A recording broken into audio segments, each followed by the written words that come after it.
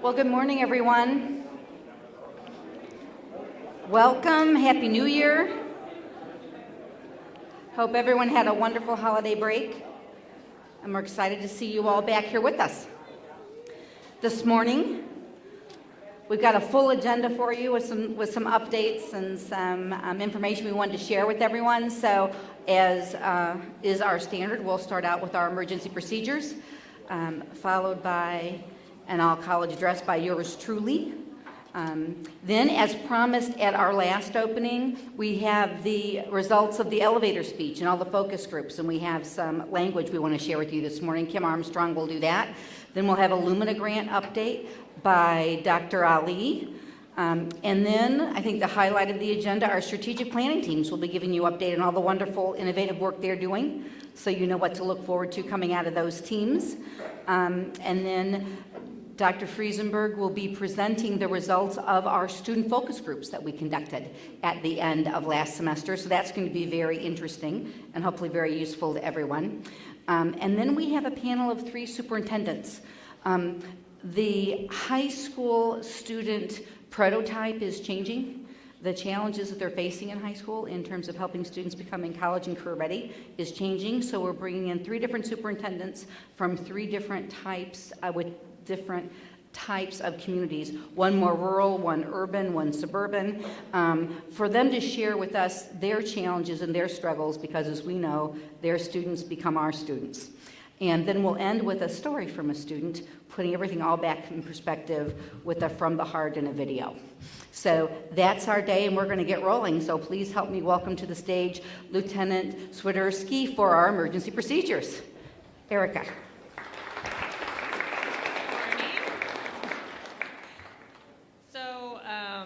A full checklist of these procedures can be found on the Emergency Response Guide online, so we recommend that you use these at the beginning of the semester in your classes to just know emergency procedures if you need them. You can ask for a volunteer to call campus police, and I have Jake written down from last year, so Jake's going to do it again. We have the nearest landline phone, in case cell reception is lost, is actually out in the PAC box office. The nearest AED is located in the PAC lobby, and Stephanie's going to get that if we need it.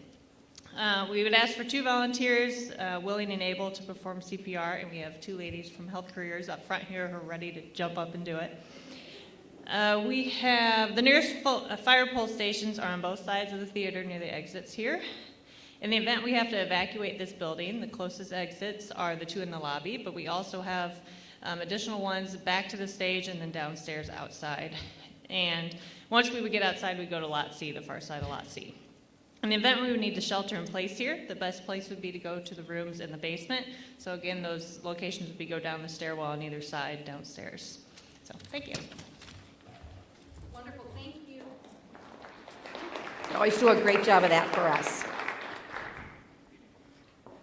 So let's get rolling.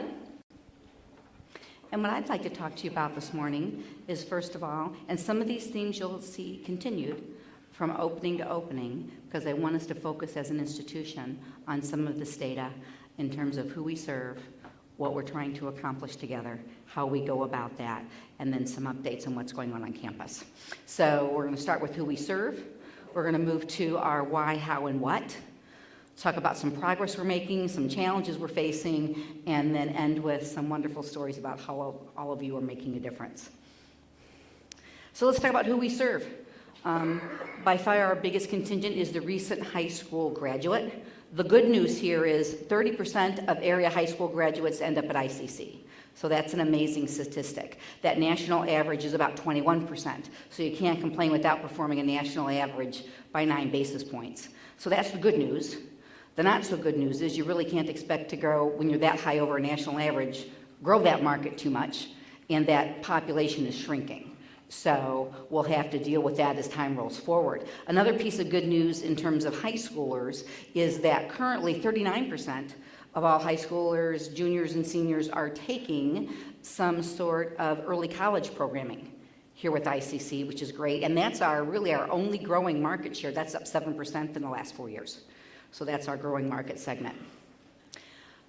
Other folks we are serving are the employment challenged. It is amazing to me how much this market has changed just in the last year. So we had unemployment above state average last January at just over 7%. We are now down to 5% and below state average. So a 2% basis point change in less than a year. So our issue now isn't necessarily the unemployed as much it is people are employed with 1 or 2 part-time jobs and still no benefits. Major reason for that, it's not that there aren't jobs available that pay a living wage, is that they don't have the skill sets to get those jobs. So now when we try to pull those community members in to serve them, we have a bigger challenge in terms of they can't afford not to work and go to school. So that's why we have evening college, and that's why we're trying some apprenticeship programs, pre-apprenticeships, where people get paid while they're actually in the classroom, so we can actually make upskilling a possibility for this population. We also serve the under-credentialed, and the major statistic here, you're tired of hearing it, but I'm going to keep saying it, is that in the greater Peoria area, only 40% of all adults have a credential beyond high school. And we know from research that since the Great Recession, 99% of all new jobs require that credential, and 60% of all jobs require a credential past high school. So we have 20% of our population we need to take from uncredentialed to credentialed in order to grow this economy and actually stabilize the economy. Can't tell you how many companies have said to us over the last couple of years, we're looking to expand, but we're not doing it here. Because if I can't fill the jobs I have currently, why would I expand and now have a new facility and have another 80 jobs I can't fill, right? And a big part of making people qualified for those jobs are those of us in this room. So that's the demographic we're dealing with our community. We also serve people of intergenerational poverty. And this is a very difficult market to serve because if they've never seen anyone be successful, if no one from their family has moved on, if there's not a role model or a support system to help them understand a life other than the one that they've seen in their family, right? So we need to be especially sensitive to and build programs around helping those folks succeed. The sad part is in this country right now, this is the first generation of Americans who will be less successful than their parents. And you're more likely to die poor in this country if you were born poor than ever before. And the reasons for that is that pulling yourself up by the bootstraps doesn't work anymore. There has to be post-secondary involved. There has to be credentialing involved if you're going to move up that ladder. The only thing statistically in this country that's ever been proven to break that cycle of poverty is a credential with labor market value. Now the good news is that's what we do. Right? We can change lives, we can make that happen. But that's basically what we're dealing with in this community and what we have to focus on to help more students be more successful. So I mentioned this book at the last opening. The more I read it, and I've read it a couple times now, the bigger a fan I am. It's Simon Sinek's Start With Why. And he really puts into perspective, and for those of you who are way too busy, you can do the TED Talk 10-minute version or 12-minute version if you'd like. But one of the things they talk about to have an organization that really makes a difference is a compelling why. And I don't know how much more compelling you get than we change lives. That's what we do at ICC. We change lives. All of you do, right? That's our business every day. We're making things better for other people. We enable people to be self-sufficient and contributing members of our society, contributing members of the greater Peoria region. And as we increase the number of people with credentials in this community, remember we're 20 basis points off for what the community needs. As we do that, we not only change the trajectory of their lives, but that of their family, we grow this workforce, and we revitalize the economy. So how blessed are we to be in positions that we can make that kind of change happen in a community, and we can be a major part of helping turn the economic situation in Peoria around. So, like I said, I don't know what other more compelling why you would want. Now the question is then, if that's the why, how do we get that done? And the way we're going to do that is with a shared vision. The way we're going to do that is by having everybody row in the same direction. We had an interesting activity yesterday with the management team where we're having everyone take a look at their departmental missions. And how you define your mission is really key to how you interact with our students and the role you play in this institution. So a mission of a given department, right, if you're financial aid, your mission could be to process FAFSA, right? That's a very different mission than if your mission is to ensure that everyone who qualifies for FAFSA completes the process, has the money back in time to make meaningful choices, right, to change their lives, to move things forward, right? So if you see your vision as just, and I'm not saying financial aid does this, but just as an example, if you see your role as just processing the paper and meeting federal compliance versus doing what you need to do, right, and interacting the ways you need to interact to help more people qualify for that money, makes a big difference. So what we're going to talk about now is the traditional frameworks of community colleges, and ICC falls into a lot of this still, to the framework we want to move to help more students be more successful, to change more lives in this region. So we need to move from access, which is where community colleges have been, right? We were the part of higher education. Doesn't matter where you are, we'll take you. Wherever you are, we'll start. We'll find a place for you to start, and we'll help you move forward.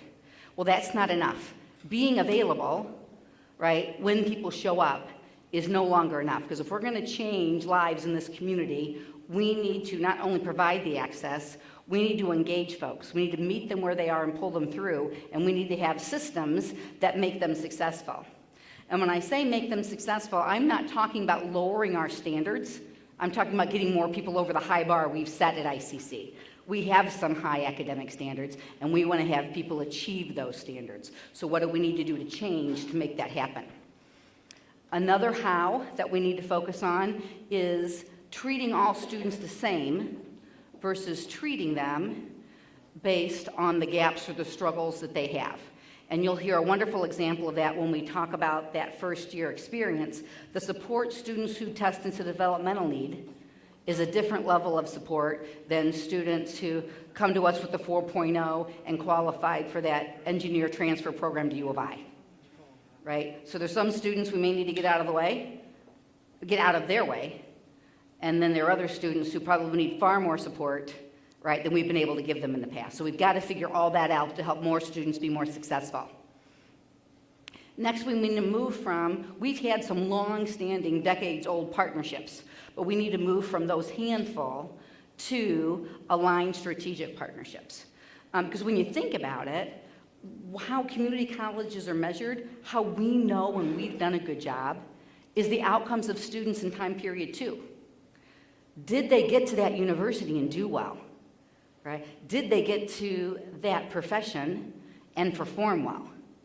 Right? So we can say we measure ourselves by the number of students we credential, and that's great. But when we change lives, we know that when they get to the next step in their life and they're successful, because that's our role. And you can't do that without aligned partnerships.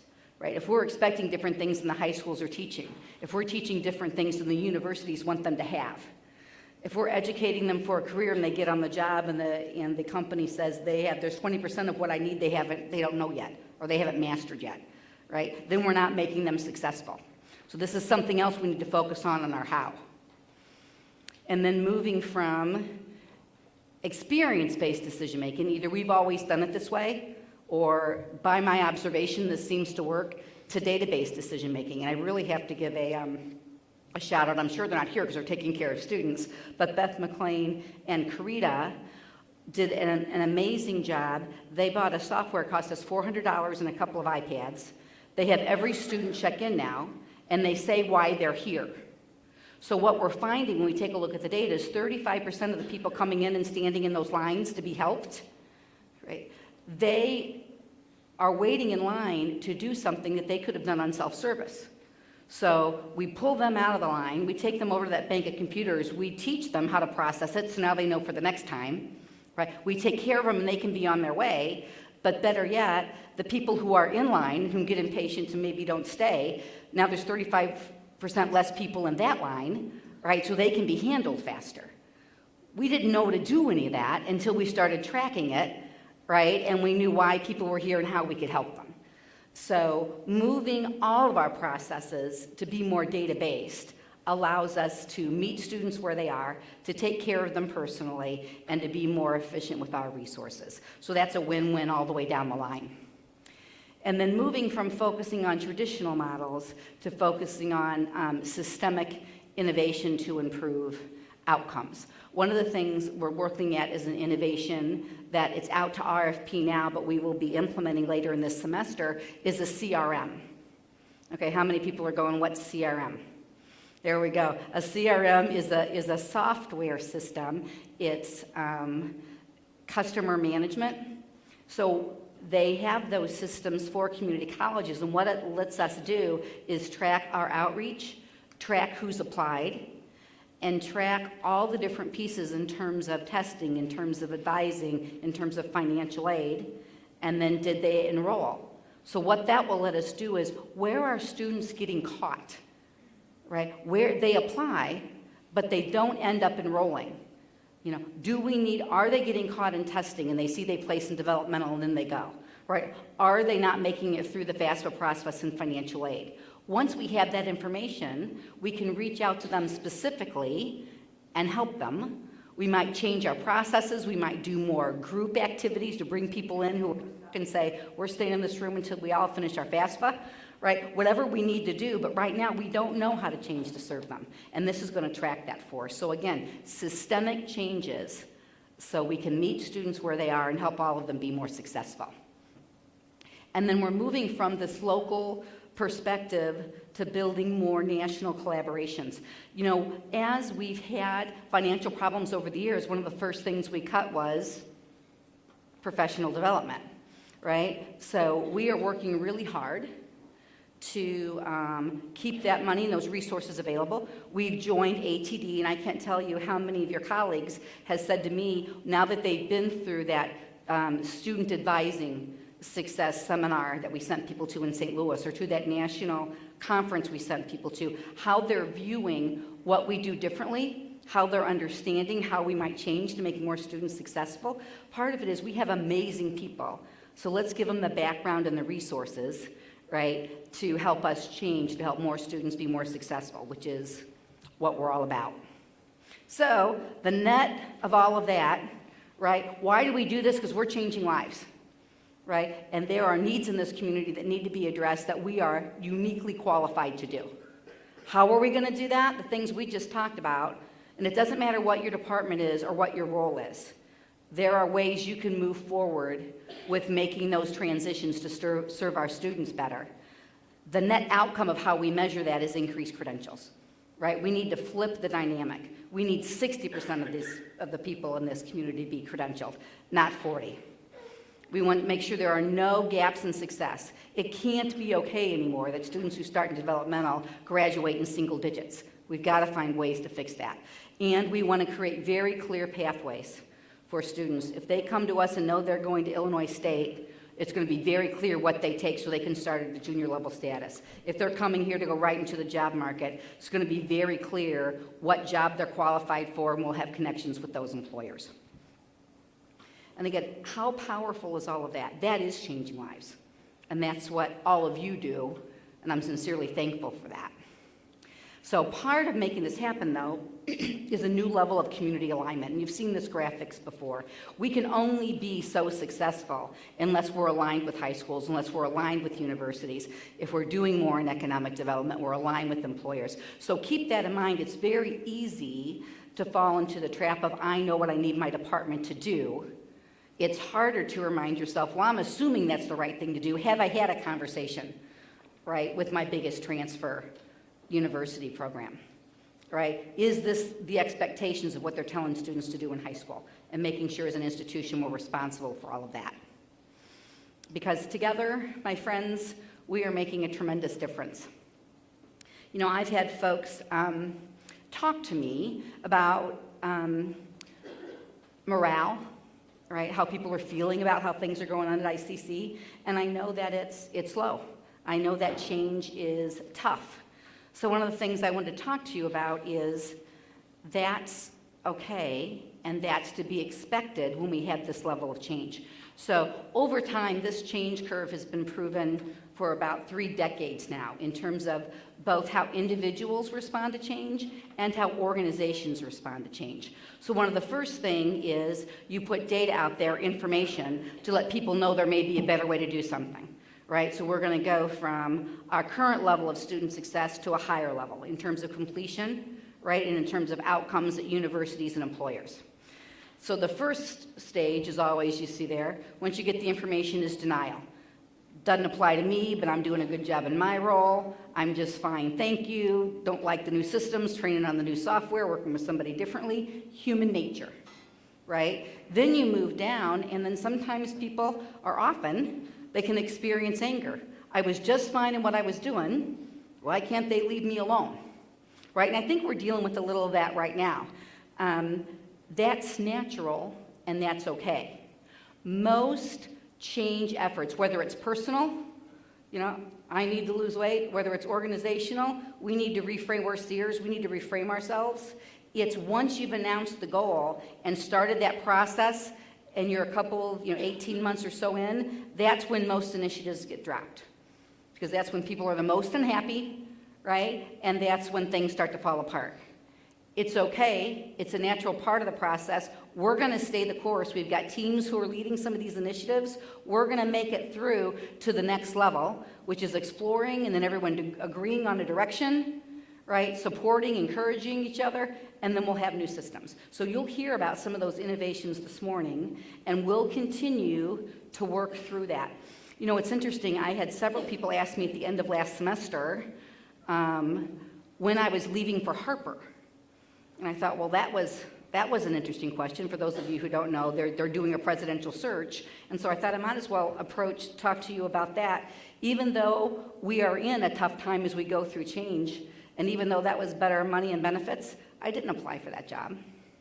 We have work we need to do in this community. And I'm committed to all of you, and I'm committed to this institution, and I'm committed to this community, and together we can make a huge difference. And I hope you join me in remaining committed to this community and our students and what we can do together, because I think we hang in there and we implement the plan we built together, and we're going to look back in 3 years and look back at an amazing metamorphosis of this college in terms of making more students more successful. So hang in there through all of this, folks. We're going to get there together, right? The only person who is educated is the one who has learned how to learn and change. That's our responsibility to embed within our students, and it's our responsibility to own as individuals.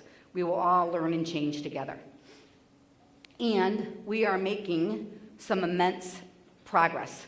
So we got the Title III grant, more other people's money.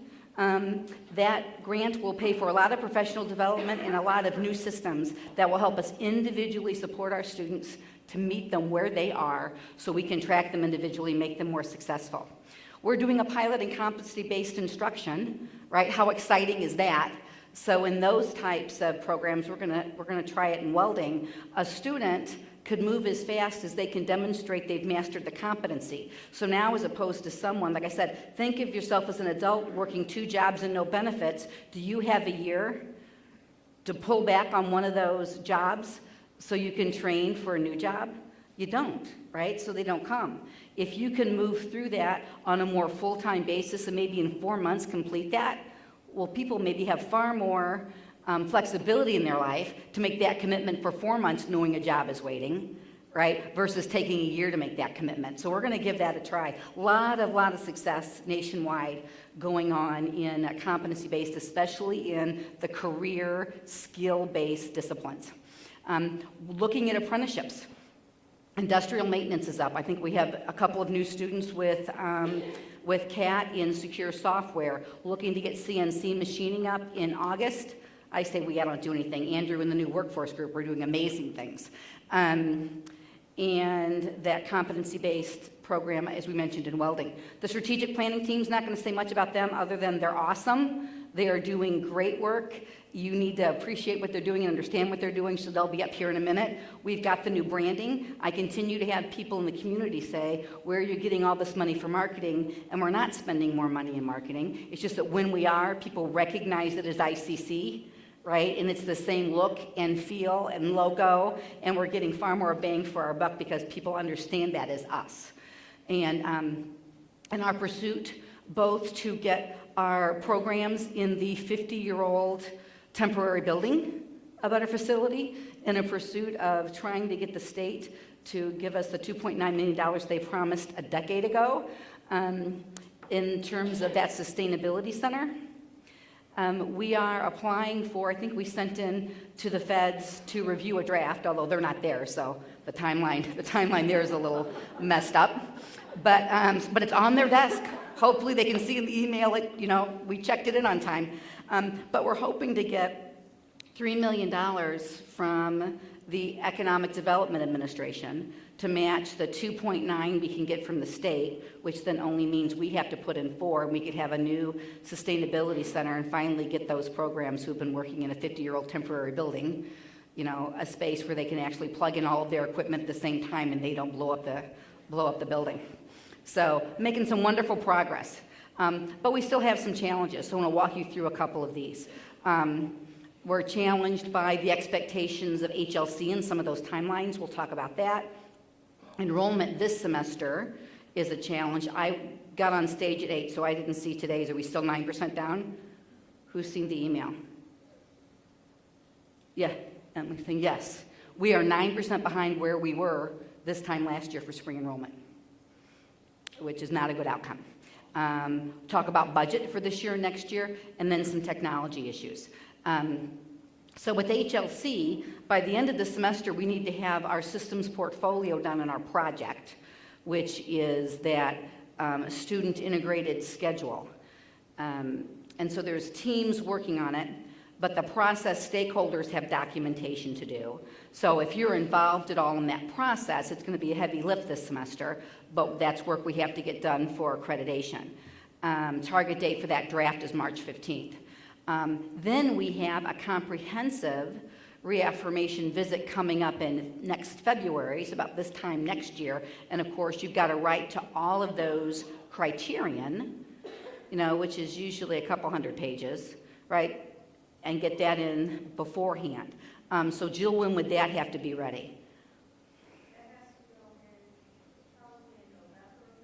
Probably in November. Okay, so less than a year to get that done. We're in an unusual situation with that.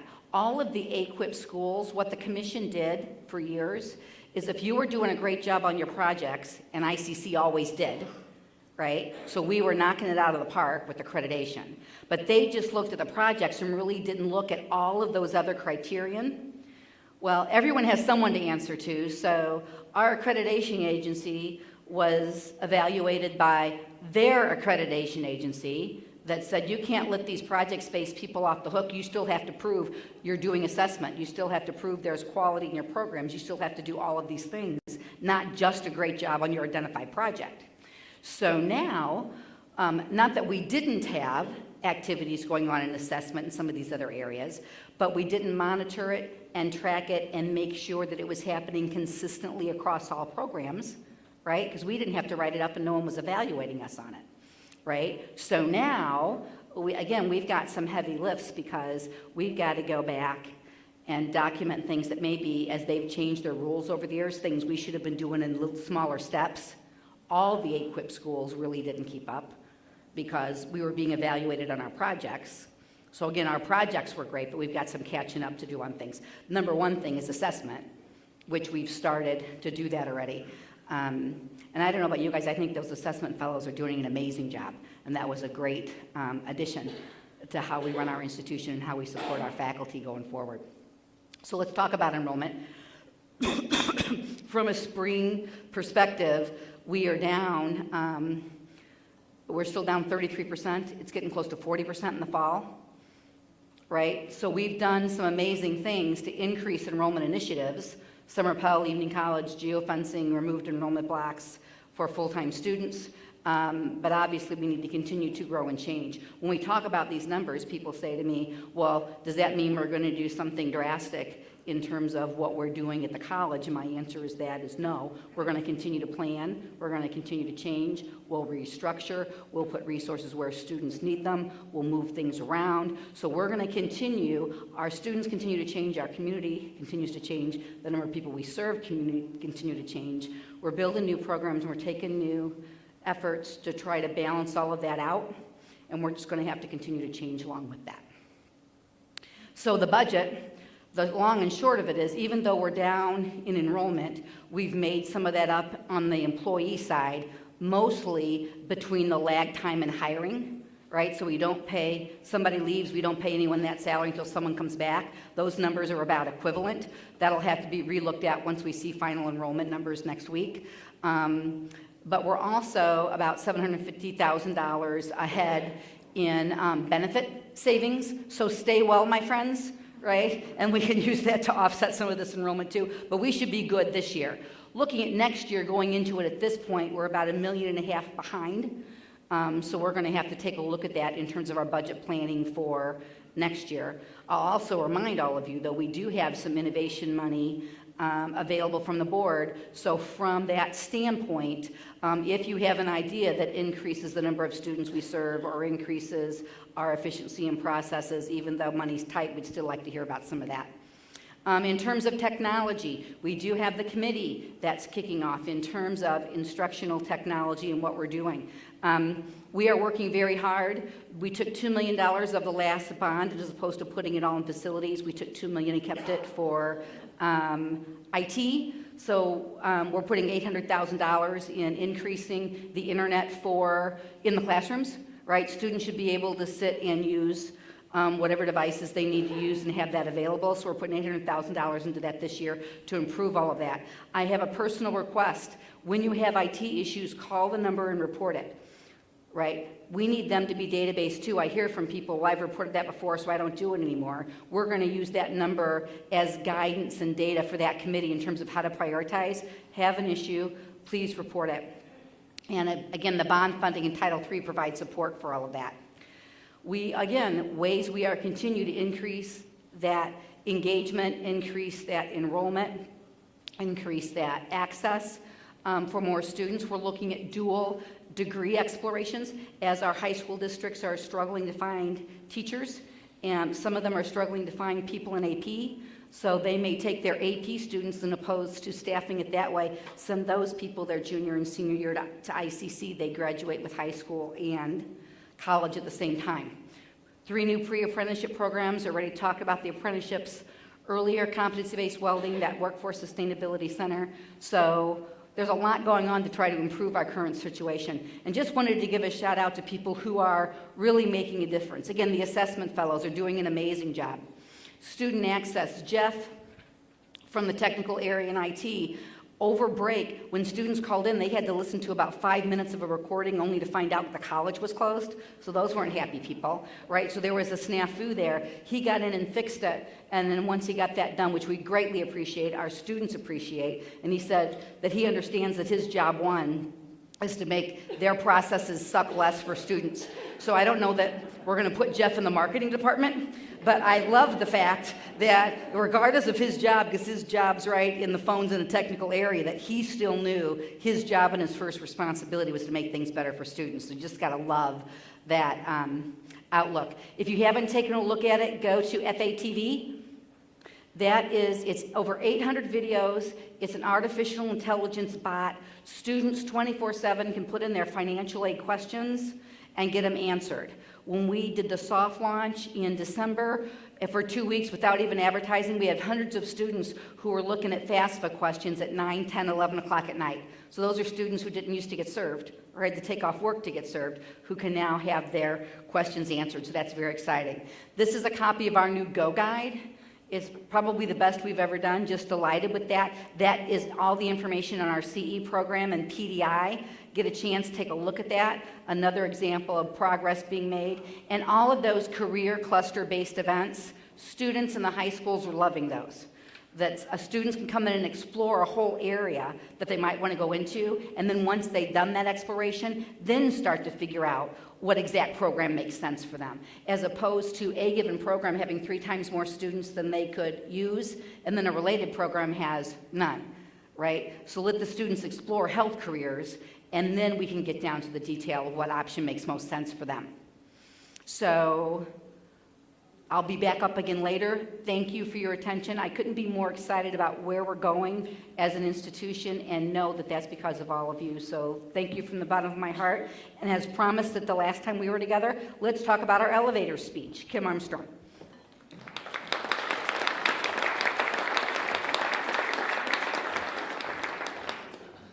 Good morning.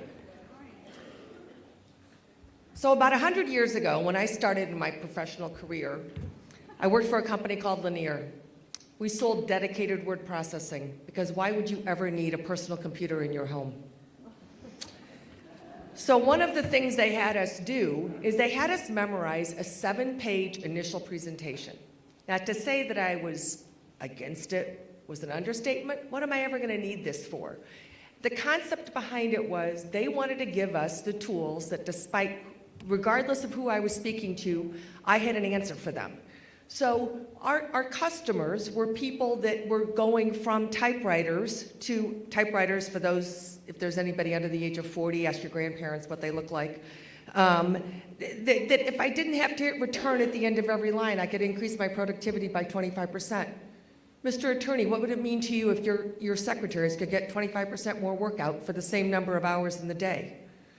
Ms. Secretary, what would it mean to you if you wouldn't have to find whiteout to correct your errors? These are all things that were pain points. Lawyers were a specific area that we called on. One of the benefits of, and I actually had to memorize it, this 7-page initial presentation was no matter what situation I was in, no matter who I was talking to, I always had a response for the person that was appropriate to what their needs were. Because the benefit, the advantage to the owner of the company was different than the advantage and the benefit to the office manager of the company. So when Dr. Quirk Bailey asked me to take over the elevator speech initiative, I was probably one of the few people that said, you know what, these are really good tools to have in your back pocket. The thing that no one understands, that everyone understands completely, is that you all are our best advocates. You all understand what the benefits of ICC are, but sometimes you may not have the words at a moment's notice that you need to give exactly the thing that could send somebody over the edge to apply or enroll at our college. So the idea being is that the elevator speech gives you the tools to be prepared.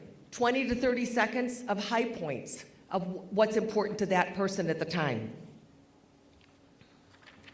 So how we got here is I met with many people. I got input from many departments, strategic forum.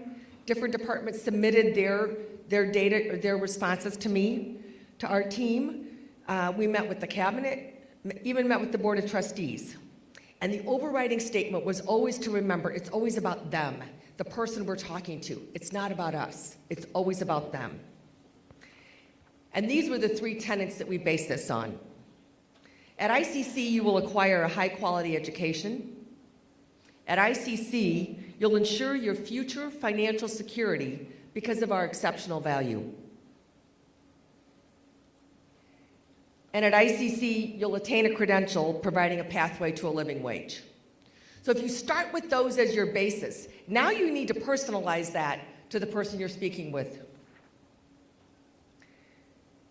At ICC, you'll acquire a high-quality education because our transfer students earn higher GPAs their junior year than students who started at that same state university. That's going to be important to that parent who's trying to understand, why would I send my student here instead of just sending them directly to ISU? Also, our instructors are professional educators.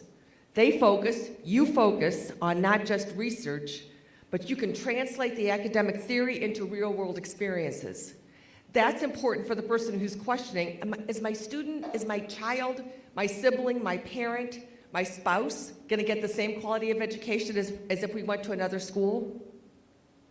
And regardless of where that person needs to go next, they're going to be ready to go into the workforce or pursue a higher degree. Regardless of the outcome of where their destination is, they'll be ready for it. So when you talk about high-quality education, those are 3 overriding tenets that, depending on who your audience is, you can pull out as a supporting statement or an advantage. At ICC, you'll ensure your future financial security because of our exceptional value. For a quarter of the cost of a 4-year, and less when you compare us to a private institution, you'll receive the education you need to achieve your dreams, regardless of what that dream is. The affordable cost of ICC allows you to start your career without the burden of student loans. You can use the money you save to reduce costs for further education, buy a car, put a down payment on a house. I'm going to share a quick story. Dr. Kerr shared with me that he had a friend he and the father and child high school student were at the Health Careers Open House in December. That student was convinced they were going to go to a 4-year institution for her to begin her career towards physical therapy. They saw our facility. They compared the cost of what it was going to take to start that student here and then send them somewhere else, and they said, we're going to come to ICC. Those are the kind of stories that we need to remember and we need to proliferate in our community, because I don't think people think about it in that perspective. With lower costs, the payment plans, and over 600 scholarships available through our foundation, your student, your parent, your spouse, your sibling can achieve the goals they need. And at ICC, you'll attain a credential providing a pathway to a living wage, with over 600 programs available with flexible scheduling to fit your needs. So if you're a full-time employee or working 2 part-time jobs and the only time you have available to go to class is at night, evening college can help you achieve your dream. Our curriculum is aligned with industry standards, so you'll be ready with what the industry expects you to have from a skill set when you leave ICC. And a credential from ICC is going to give you the career readiness to provide for you and your family. And most importantly for many of us is that you'll be an important part of strengthening our community. Again, these are tools. This is not a you need to go memorize it, but it gives you the background you need that when you're talking to a certain person, because the way you're talking to somebody who's wants to get a 2-year education to go into a field that only requires a certificate, not only, just requires a certificate, maybe a different conversation than somebody who's going to eventually, their student needs to go to graduate school to attain their dream.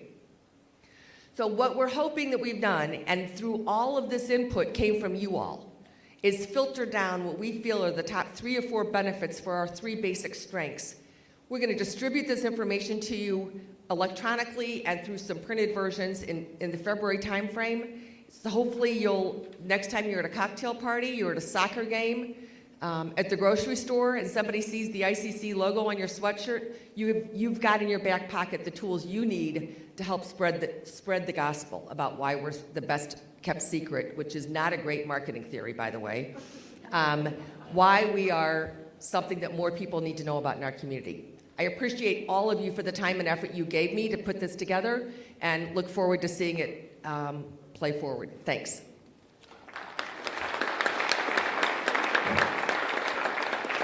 Dr. Rita Ali.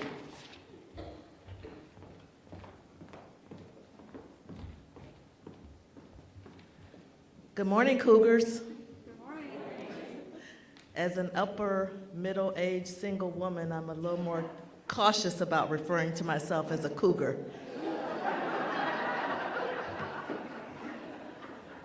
Last year, from a pool of about 312 nationwide applicants, ICC was one of only 19 colleges and universities selected to receive a grant from the Lumina's Fund for Racial Justice and Equity.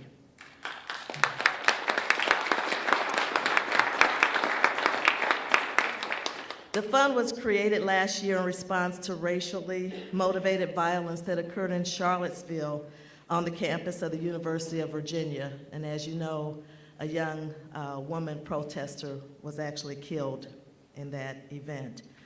But the grants are designed to support post-secondary institutions that are implementing significant work to advance equity on campus and in the broader community. And that's one reason why I'm very excited that we're associated with Achieving the Dream. The Lumina Foundation actually spearheaded the Achieving the Dream initiative, and they actually spearheaded the 60 by 25, where 60% of the adults in our nation will have a credential beyond high school by the year 2025. So it's great that we're associated with these progressive institutions. And it's called the Lumina Equity Imperative. While the face of America is changing, economic and social inequities among racial and ethnic groups continue to persist. Historical and current patterns of discrimination, segregation, and racism continue to foster disparities that make it increasingly difficult for many individuals to achieve the social and economic mobility that has been promised by the American dream. There was a media group that came to visit Peoria, Springfield, Champaign, Rockford, and Bloomington about 2 months ago, and they're called Governance Magazine. Their research indicated that Peoria's MSA, Metropolitan Statistical Area, our region basically, has the most segregated public schools in the United States, more segregated than those in Selma, Alabama. That was bad news. That was very disappointing to hear. American Indian, African American, and Hispanic citizens are disproportionately poor, have limited access to quality education, and are underrepresented in positions of power. Without intentional and focused efforts to address equity and racial justice in our society, the gaps will only continue to grow. So as we know, education is the great equalizer. However, racial and ethnic stratification plague our nation's educational system. These are not my words, these are the words of the Lumina Foundation in issuing these grants to help change to take place. Schools, they say, are more segregated than they were a decade ago. Wow, more than a decade ago. Dropout rates are highest among African American, American Indian, and Hispanic learners, and these learners are less likely to earn post-secondary credentials. Given this polarization, American higher education is also at a critical juncture with regard to equity and excellence. A global demand for post-secondary skills and knowledge rises. The pace at which Americans are obtaining post-secondary degrees continues to lag behind other countries. And moreover, this situation is exacerbated by the persistent gap in credential attainment by race in the United States, according to the most recent census figures. So, why is Lumina acting? Lumina is compelled to do more in the aftermath of disturbing, unacceptable, racially motivated events on college campuses across the nation. Why is ICC acting? ICC is acting because we are witness to how these disparities are impacting our institutional objectives, our campus, and our community. We believe that by addressing issues of poverty, we will meet our goal whereby at least 60% of the adults in our region will obtain a credential beyond high school. So, oops, I probably should have done this before. So this is the, that's the Lumina's logo there, but the funding actually comes from the Rockefeller Foundation, the Rockefeller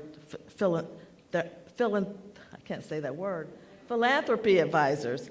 And the purpose, and this is our purpose, is to institutionalize racial justice, equity, and inclusion within the college and community by engaging key stakeholders to create what we call pro-equity policies, practices, and systems. That's why we were awarded the grant. So what took place a little while ago in November was training to certify and train people who wanted to facilitate dialogue on race and equity within our college community and also in partnership with Peoria Public Schools. We had these two great expert facilitators come and provide training. They certified facilitators, 37 students, 37 staff, 24 faculty, 26 Peoria Public Schools administrators and staff, and 1 individual from Goodwill. So while we had told Lumina we will train and certify 40 facilitators to lead dialogue, we actually trained 125.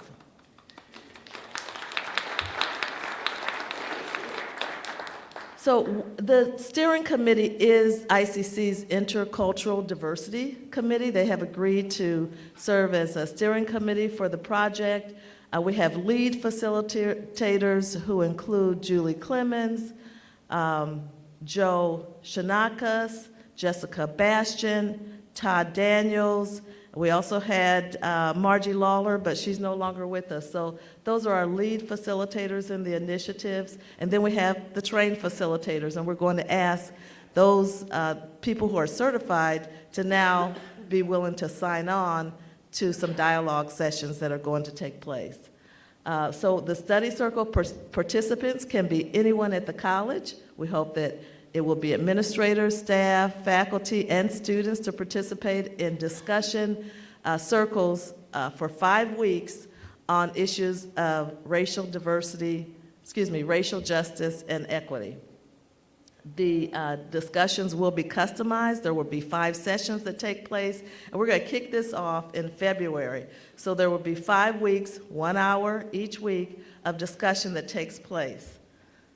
Again, there's 2 facilitators that will be associated with each circle. There will be about 8 to 10 people in each group. The groups will be inclusive in terms of age, race. They'll be diverse. And again, 5-week sessions in safe places. This will culminate into an actual event, a summit. It's called the Peoria Summit on Racial Justice and Equity that will take place March 21st and 22nd right here in this Performing Arts Center. It's going to be, again, a 2-day summit. We hope that you will participate. We'll have presenters, speakers, we'll have panel discussions, and the study groups that have these discussions will actually present their findings and their recommendations. And we will finally put everything together in a final report and have an action agenda that will be carried out within our institution. So that's our update on the Lumina Fund, and if you want more information, there's a session at 1 o'clock this afternoon, and we'll tell you more. Thank you.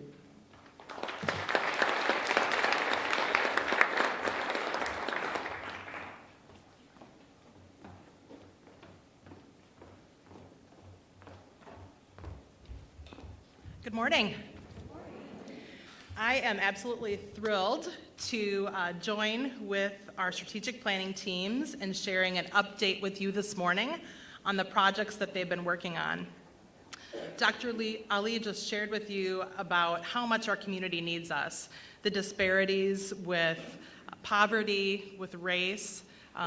We have stratified segments of our population who desperately need our help, and through education and credentials, they're able to do that. The strategic plan was really built on that idea. So I'll go to the next slide here. In 2017, began our journey for the new strategic plan. We began with lots of internal and external conversations with stakeholders about what we envision for our new future. How can we best deliver our mission as we look forward? Based on that, we identified 5 key strategic goals that we would focus on for the next 5 years. One of those is college and career readiness.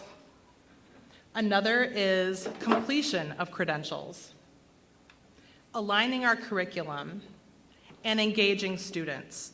And then we also identified how employee engagement and support is needed to bring together, to make sure that everyone is aware of these projects and how they're coming along and how they dovetail with the work that we're already doing. So those are the 5 key goals that were identified in the strategic plan. We do have a team devoted to each one of these 5 areas, as well as a team devoted to accountability and data to serve the teams, to provide data-informed decision-making, as well as a champion team that includes faculty leaders and administrators to help support and guide the process as well. So with that, I'm going to introduce our first team, actually team leader. Dr. Jill Wright will be talking about the first semester experience.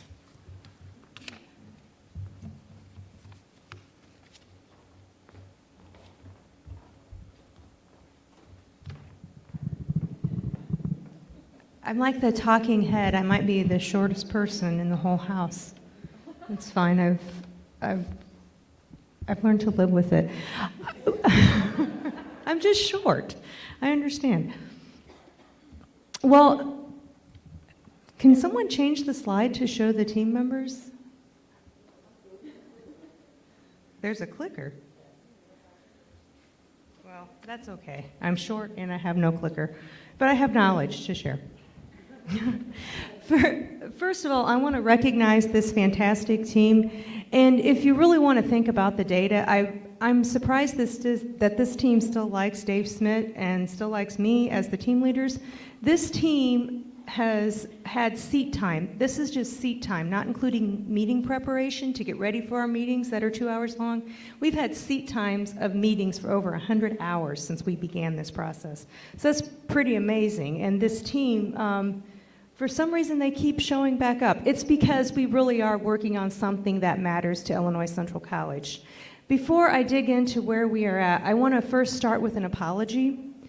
If you have not been brought up to date on what I'm reporting today on behalf of the team, it is certainly was not intended for this to be our first report out, because I can tell you this is the first time Dr. Bailey is too hearing this information.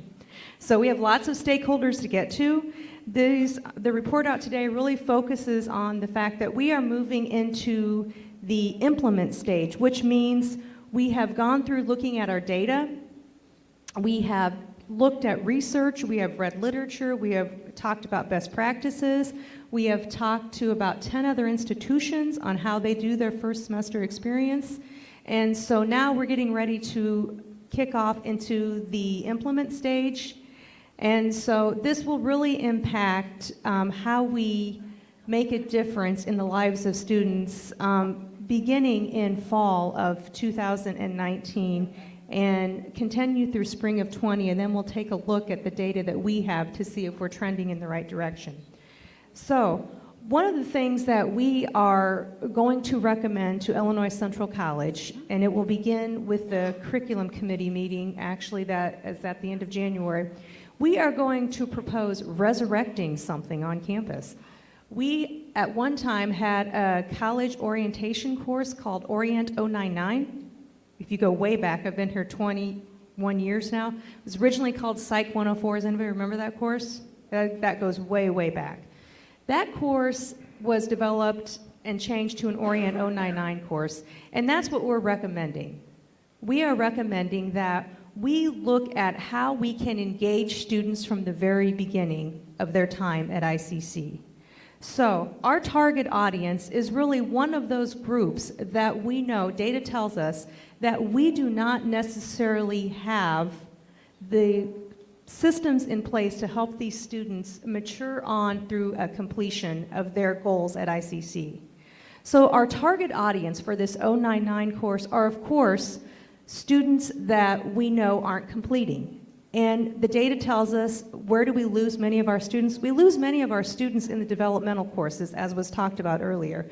Particularly, we lose many of them in developmental math and developmental English. So this course will be offered in tandem with some sections of developmental math, meaning that if students enroll in Dev Ed Math, they will also be enrolled in this course. This course actually has some very targeted outcomes that we think will help students. The research has told us this. These targeted outcomes include, during this course, every student will complete and exit with an academic plan to completion. What that means, think about some other things that we have heard this morning. When students leave this course, they will know that if I want to go to ISU to be an accounting major, or I want to go and complete nursing school, this is my pathway to completion at Illinois Central College. And this is how I get there, and this is who can help me. They will also have modules in financial literacy. So in terms of how do they manage those finances, not only as they go through school, but as they enter into a workforce, or while they're in a workforce while during school. Also, one of our targets is time management completion. For example, we all know that there are no more than 24 hours in a day, but what do we do with those 24 hours? So how do you realistically set those goals at the end of the day so that you can benchmark and get everything done in a day that is manageable, whether you're a part-time student or a full-time student, because this course will not delineate between the two. Whether they're part-time or full-time, they're eligible to take this. This course will also include stress management components. How do you manage all this as a student? How do you manage and balance so that you realize what it's like to go through the day, keep your stress under control? I have friends that are public school principals, and they said one of their number one agendas right now is helping students manage their anxieties. So I'm sure we see that at ICC. So this will be have a component on stress management. So how are we going to know if our students are successful? Well, first of all, we'll know if they're successful because we're going to measure how many students actually complete things such as their academic plan to completion, their financial literacy, or their time management, and their stress management. So long term, what are we hoping to do with this? Well, long term, we're hoping it leads to semester retention. That's what our research has told us, and that's what other colleges have told us. We're hoping it leads to completion. This is what other schools have told us. When they start the first semester experience, their completion rate is very high. It ranges from 70 to 98%. We're hoping to help the college manage and create opportunities for students to go through a pipeline where they can be in developmental courses. Hopefully they won't have to start there, but if they do, that completion is still within range for them. And we're hoping that the number of credit hours they complete from semester to semester increases. So this will involve a host of stakeholders. And again, we will get to you this semester. We're hoping to present this information to the champion team during their late January meeting, and things will start going through curriculum committee in January. So where will this be offered? We have plans to offer this course on the Peoria campus. We have plans to offer this course in an evening section. We have plans to offer at least 2 sections of this course on the East Peoria campus. We have plans to offer this course back-to-back with some DevEd math courses. So what are some of the things that we know will have to hopefully change and happen?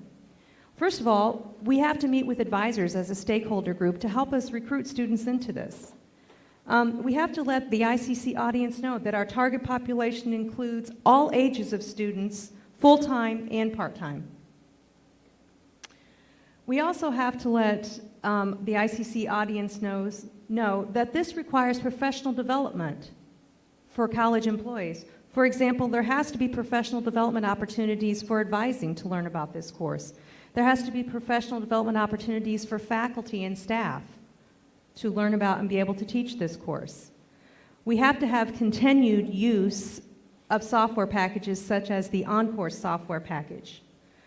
We have to find a way to store students' plan to completion. There has to be a repository. If we're going to track something, we have to know where it's located at so that advising and students and faculty can see that plan to completion as well and help the student.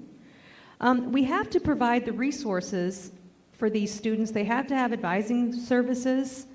They have to have faculty and staff who are equipped and ready to work and plan this course and teach this course. So we have some very heavy lifts to do as an institution to get there. We can do this. We also know we want to be creative. For example, did you know that I'm not a real avid user of a smartphone, except I play a stupid little game that I play way too much. But I didn't know, I learned that there are apps to manage stress. Oh, there's an app for that? I didn't know that, but I bet our students know that. And there are apps for financial literacy. I didn't know that, but I'm sure our students know that. So we have to be creative, and we have to meet the students where they're at, and we have to be able to provide the resources and the technology for students to get there. So we look forward to continually working with the ICC community, faculty, staff, administrators, to move our proposal forward. And most of all, we look forward to meeting the students and helping them through their plan to completion. Thank you.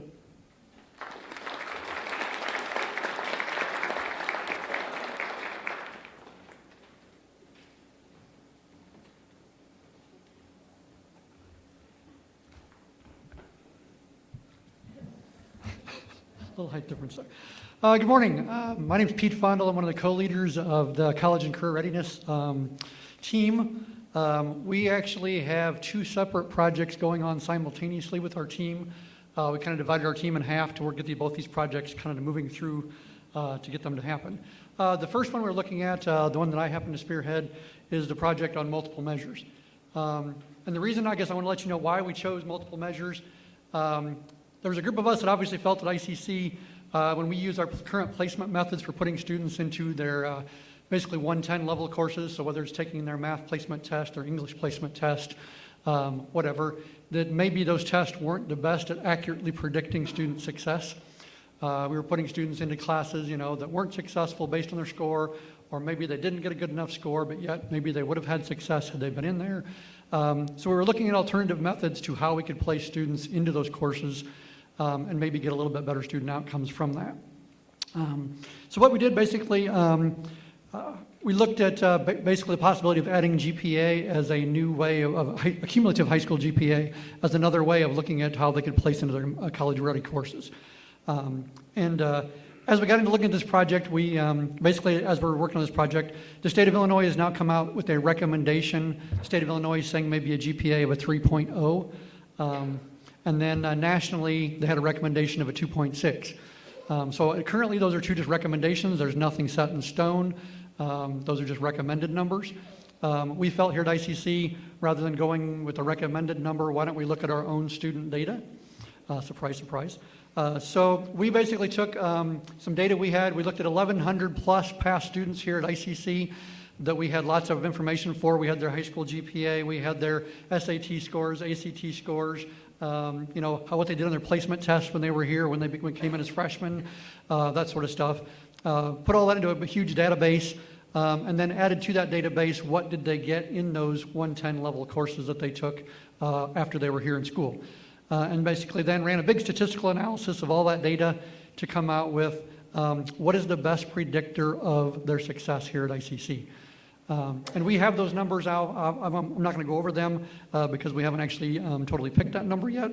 But we're using that 1,100 student database that we have, plus we're going to probably do some more work with that to come up with what our number should be. We have a number in mind. We'll be going to the Academic Standards Committee here in February to give our proposal to them as to what number we think we should run with on the high school GPA. But that should give us another measure then that obviously we feel is much more accurately predicting success in college. And if you look at high school GPA, you may say, well, why should that be considered a multiple measure? If you think about that number, that high school cumulative GPA, is how that student's performed in multiple different classes over 4 years of their life. So it is truly a multiple measure in itself because it's looked at multiple data points along their path in high school. So anyway, so that's where we are currently. I guess we're kind of running low on time here, so I'm going to let Joe talk about the other project that kind of ties into this one. And if you have questions, we can answer them later.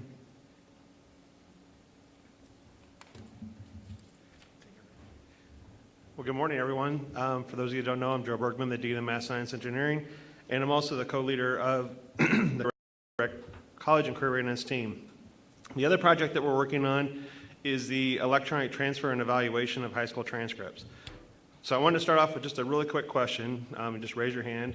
How many of you know that if you have a student that successfully completed Algebra 2 in high school with a grade of C or better, that they're automatically eligible for Math 110 or 111?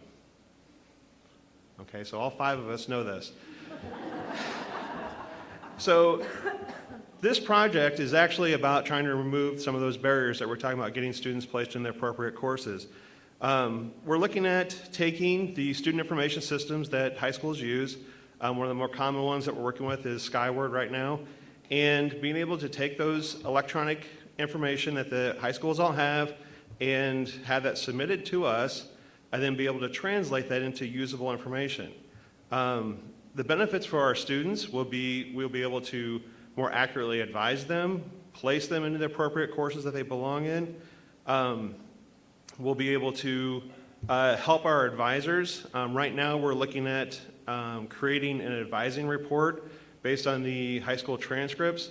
I didn't know this myself, but all high school transcripts, or excuse me, all high school courses are coded to a state number and a state identifier.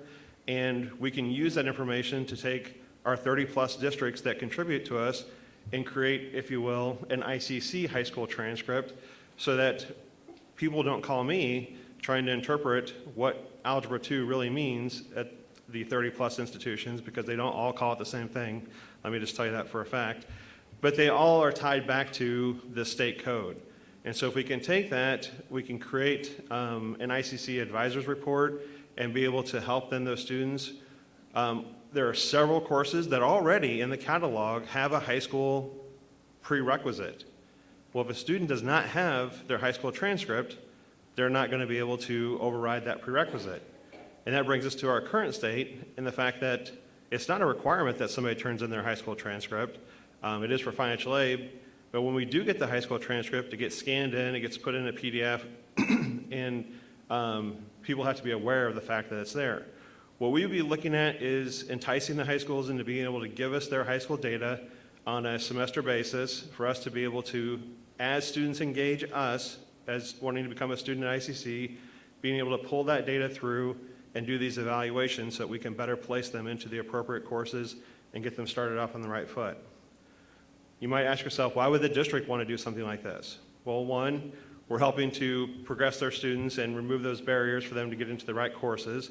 And then two, we're hoping, well, we're planning on being able to provide them with data. So just as it was mentioned earlier, that we know that our students perform well at that junior level at transfer institutions, we want to be able to provide that type of information back to the high schools and saying, here's the successes and challenges that maybe we're seeing from your students, and then how we can work together to be able to try to solve those and celebrate those issues. So real quickly, we're working on these two projects. We're both very excited about them, and I think we're going to make some big strides this year with this. And I need to turn it over to Carrie Schimmel for the advising redesign. Thank you.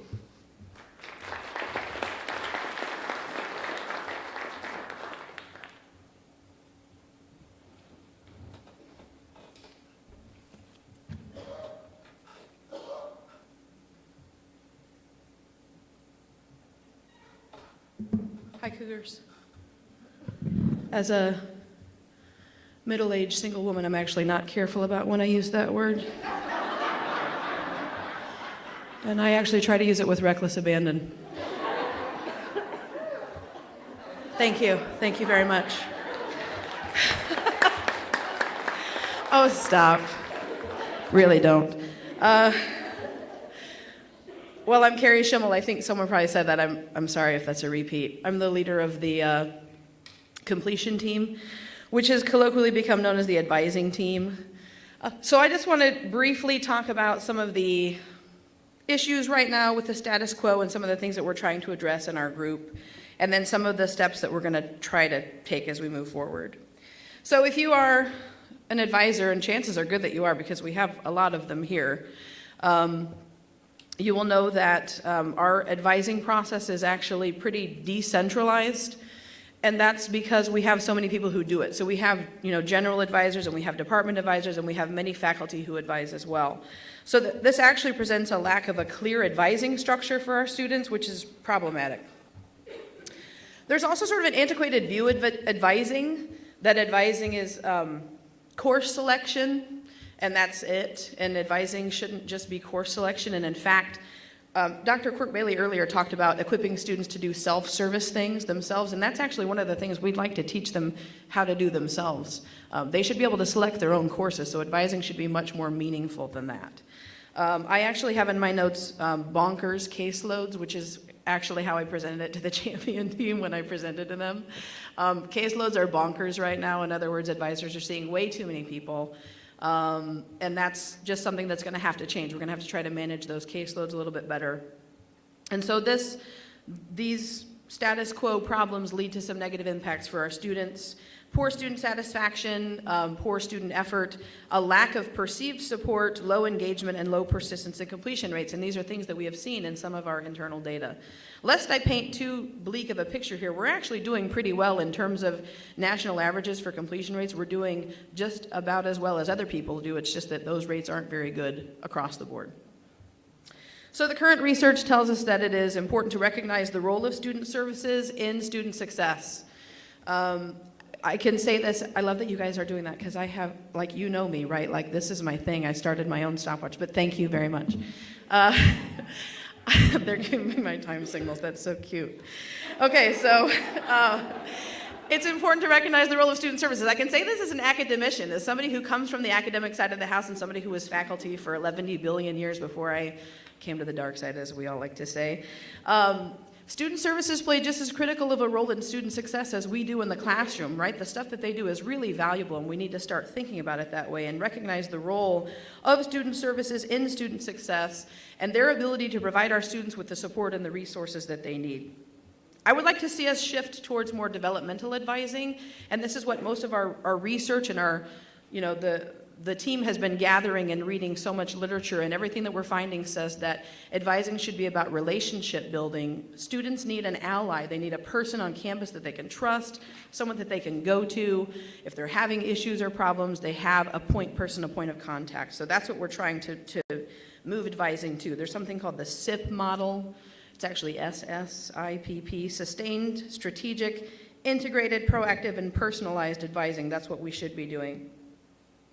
Part of that is guided pathways and academic maps, something that you will hear about and have heard about. And it will require money. It's going to require a little bit of money or some resources. It doesn't necessarily have to be money. And listen, we've got other people's money. I love it. I love that we have it. We have gotten other people's money with this Title III grant. And so we actually have, my team knows, and when they are too, we're all super excited about this Title III grant because there's a lot of work that we can do with advising and student supports. So some of the strategies and solutions that we are advocating, I'm going to kill it, you guys. You're not even going to need to give me that last one. Is case management advising. If you are familiar with case management advising, or if you're not, it basically means that, as I said earlier, each student will have one advisor. So instead of them coming and meeting with 16 different advisors every time they're here, they meet with somebody different, we want them to have one person that they go to. And if you're familiar with the decentralized approach that we have, what that actually leads to is it sort of enables students to tell us, well, this person told me this thing, and this person told me this thing, and I've gotten 18 different stories about what classes I should be taking. Having them meet with one person consistently should reduce that, and it should reduce the confusion for the students as well. And they've told us that they want that. We did student focus group research, and they told us that they want to have consistency in their advising, and they want to have one person. We're also going to try to use some predictive analytics to help put students into the right support buckets. Again, Dr. Quirk-Bailey earlier talked about in terms of equity and meeting students, not all students need the same things, and we know that, so we're going to use advising to help students provide them with the supports that they need. Some of them don't need the same things that others do, so we're going to use advising to help with that. Intrusive advising as well, which means they're not going to be able to get away from it. We will be meeting with them and we will be helping them whether they want our help or not, which I like. Online advising tools, again, that's another one of those self-service things. If I'm a student and I'm super motivated and I have an academic map that's very clearly laid out that I came up with my advisor, I may not need to do a whole lot of advising once I have that academic map because I'm good. Other students will need a lot more, what did I call it? Non-haptic contacts. Because I used to say high touch, and then Schwerdersky didn't like that too much, so we don't say touches anymore. Non-haptic contacts. And academic maps, of course. The academic maps are a critical piece of this process as well. We are going to be doing so much wonderful, wonderful work. If any of you are interested in joining our team or coming to our meetings, we would love to have you. We would love to hear your input. It's going to be a heavy lift. It's going to change. We're going to be changing a lot of the way that we do advising, but I promise you, I shouldn't say that. I'm fairly confident they'll all be for the better. Nailed it.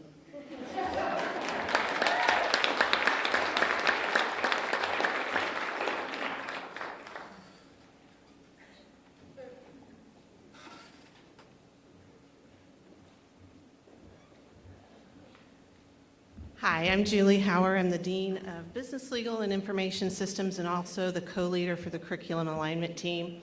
And I just leaned over to Dr. Laura and said, "Don't put me after Carrie anymore." She slays it every time. So anyway, thank you to the Curriculum Alignment Team. We've worked really hard this last semester, and well, you'll notice I'm up here alone. My co-chair, Corinne Brown, is on maternity leave. She'll be back for classes next week, unless she's up there somewhere. But she has a beautiful baby girl, 6 pounds, 17 ounces, born on November 15th, Clara. Sorry, I had to add that. I mean, I'm kind of a proud curriculum alignment aunt. I don't know. Anyway. So, like I said, thank you to the team because we've been working very hard, and we took our proposal, or what we're working on, to the champion team to move into the design phase. And we want to concentrate on a couple of different efforts. You know, there's a lot going on with curriculum alignment right now in the college, all across the college. And so it took us a little while to figure out where we fit. And we think where we fit kind of broadly is in the communication of that alignment. And after speaking with our Achieving the Dream coaches, who weren't real positive about the look of our catalog, we had kind of a tense conversation with them that said, you know, we have a catalog that has a lot of education ease in it, and it's very difficult online and in the paper catalog, which very few students use, by the way.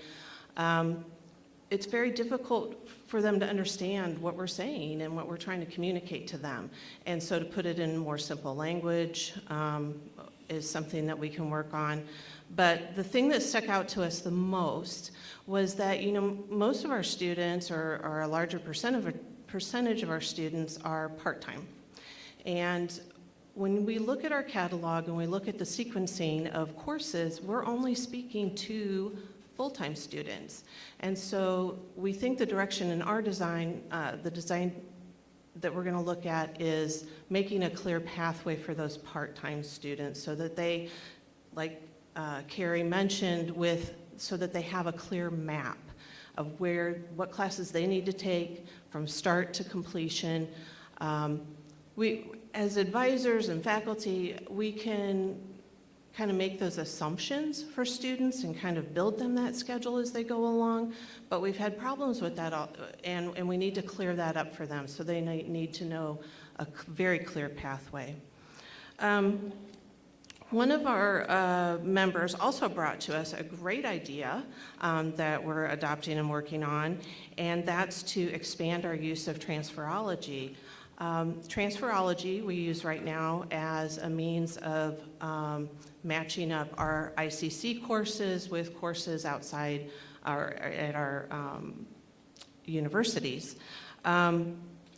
So it's being used for students who are transferring, but we get a lot of students that come to us that already have credit, or those summer students that are also reverse transfer, and they're not always sure how the course that they need at the university is going to transfer or work with our ICC courses that they can take in the summer.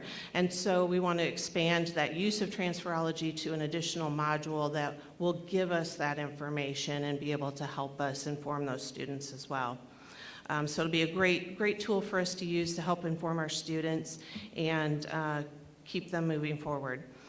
And lastly, as we were doing our presentation to our champion, or to the champion team, it became clear that as we were talking about career clusters, and in academics we talk a lot about career clusters, and so it's just part of our verbiage, but it wasn't real clear to everyone in the champion team. And so we're going to also engage with the employee engagement team and try to provide some sort of training or information so that we're all on the same page when it comes to career clusters and what that means for our students. And that's about it. All right. Next up is the employee engagement team.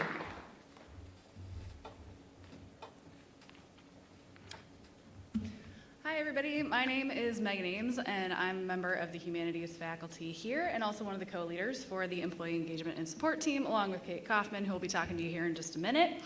Our main focus is really to try to engage and support not only the strategic planning teams, but also everyone across the college as all of these changes are happening and all of this is sort of occurring, and making sure that everybody has chances to give feedback and things like that. As you guys can see from our list of team members, we have team members who represent many different areas of the college, and we are constantly trying to engage even more. So if you are interested in giving us any kind of feedback, we're always open to that. What we have done recently is we have actually established some sub-teams to address our major areas of work as a committee. We have about 4 of those. The first one I'm going to talk to you guys about is the Lunch and Learn. So we piloted that in the fall, and the idea of that was to try to keep all employees, or to give employees a chance to really engage with the work of the strategic planning teams, to let the strategic planning teams update everyone about the work that they're doing and ask for input as well. At each of those sessions, we actually asked for some feedback from everybody as well about the effectiveness of those sessions. We're going to be using that information to make a few changes to these sessions in the spring. So that's one thing that will be coming up in the next couple of weeks. You guys will get more information about that. We're working on streamlining that, tweaking it just a little bit, just to make sure that they're as effective as they can possibly be, and to try to reach the maximum number of employees, both part-time and full-time, across the college. So that's one of the sub-teams that we've established. They're focusing on that. Another one of the sub-teams that we have is the Employee Workplace Survey sub-team. They are working on collaborating with David Cook, who will be talking to you here in just a minute, to provide input on the administration of an employee workplace survey. So we have a subgroup that's also focusing on that work as well, to get a good sense of sort of where we're at right now and where we're headed as well. And I'm going to go ahead and turn it over to Kate Kaufman, who's going to tell you about the rest of our projects. Hi, everybody. So the other 2 teams that we have, one is focused on a communication plan that will formalize some of what we're trying to do in terms of informing everyone about the strategic plan and the team progress and the work that's being done. You've heard a lot about how busy they are making changes, so we want to make sure that we are informing everybody up to the minute as much as possible about what's happening, but we need a consistent way to do that. And then also, we are working in conjunction with everybody on the celebration of learning and the finish line game in particular, the administration of that. So we have another finish line game happening today at 2:30, and you'll see that that's really a way for us to step into student roles or student personas and take on those personas and understand the challenges that our students face. So please try to attend that. It's really valuable to be able to look at that across functions. So the more diverse those groups are, the better game and conversation that you'll have.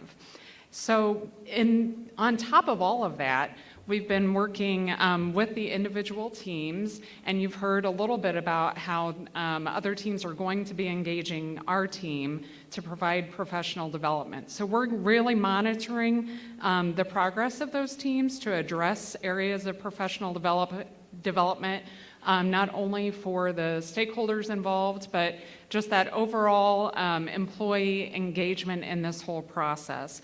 So we'll work with them to find targeted ways to engage all of you on process changes or technology changes when they're expected. So with that, I'm going to turn it over to David Cook for data and accountability. Thank you.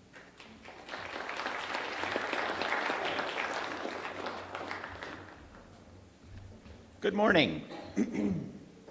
I'm David Cook, and I co-chair the Accountability and Data Team with Megan Bomer, mathematics professor, and I don't believe she's here this morning. I think she's still scuba diving somewhere closer to the equator than this building is. So anyhow, a little bit about our primary responsibilities as the A&D team, the first of which is to support the various teams and the leaders that you've heard from this morning in their evidence-based practices, from investigation all the way through evaluation of their various improvement efforts, to serve in consultation with them, helping them frame their questions as they're moving through the development of those various projects.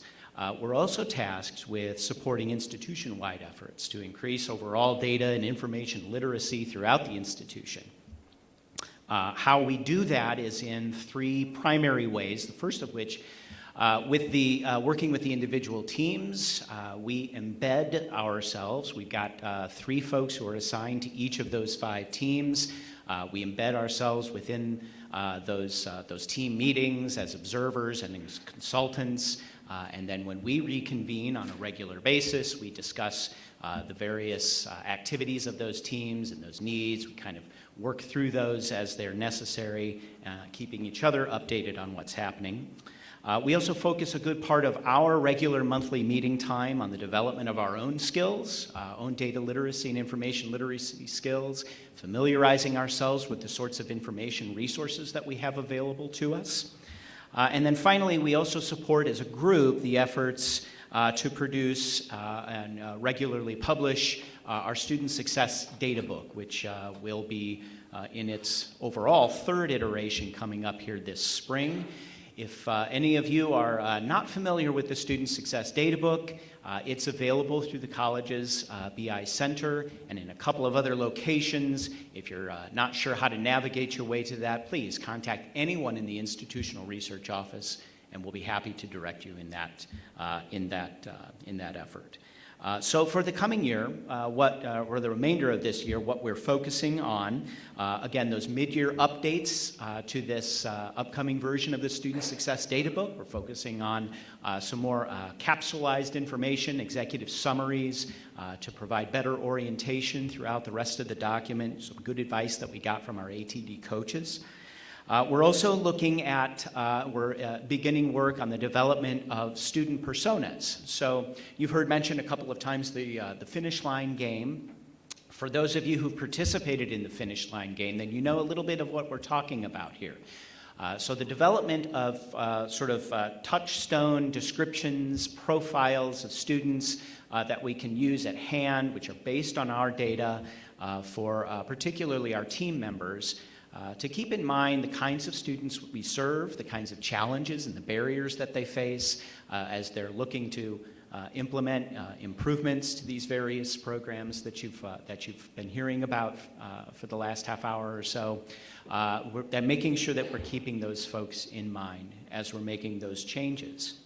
And then finally, sort of cultivating our partnership that we have with our employee engagement and support team, as you heard them mention, working again on that overall general information and data literacy throughout the institution, working with those folks to make sure that those communication efforts and engagement efforts are handled smoothly and effectively. And that's it. Thank you.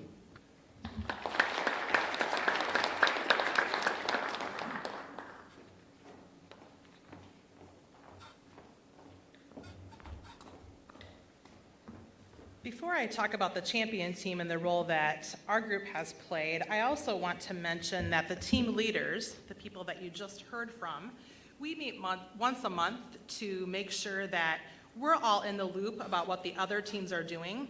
You may have noticed that there's a lot of overlap between the teams. They each have their own functions, but there are handoffs. For example, the student plan to completion or the student map of the courses that they need for their program, that's going to be part of the first semester experience, but the advisors are also going to be using that, as well as curriculum alignment is aware of that so that they can help build some of support some of the curriculum template work. So many of the teams have their fingers in lots of different projects. So I really appreciate the opportunity to meet as a group with the team leaders to hear about progress that they're making, as well as to make sure that we're not duplicating work and that we can work together to make those projects the best that they can be for the students. The champion team has been able to work with the teams as they've progressed from phase to phase in the advancement of their project. So each of the teams, as they work through these projects, they go through a phase that begins with investigation.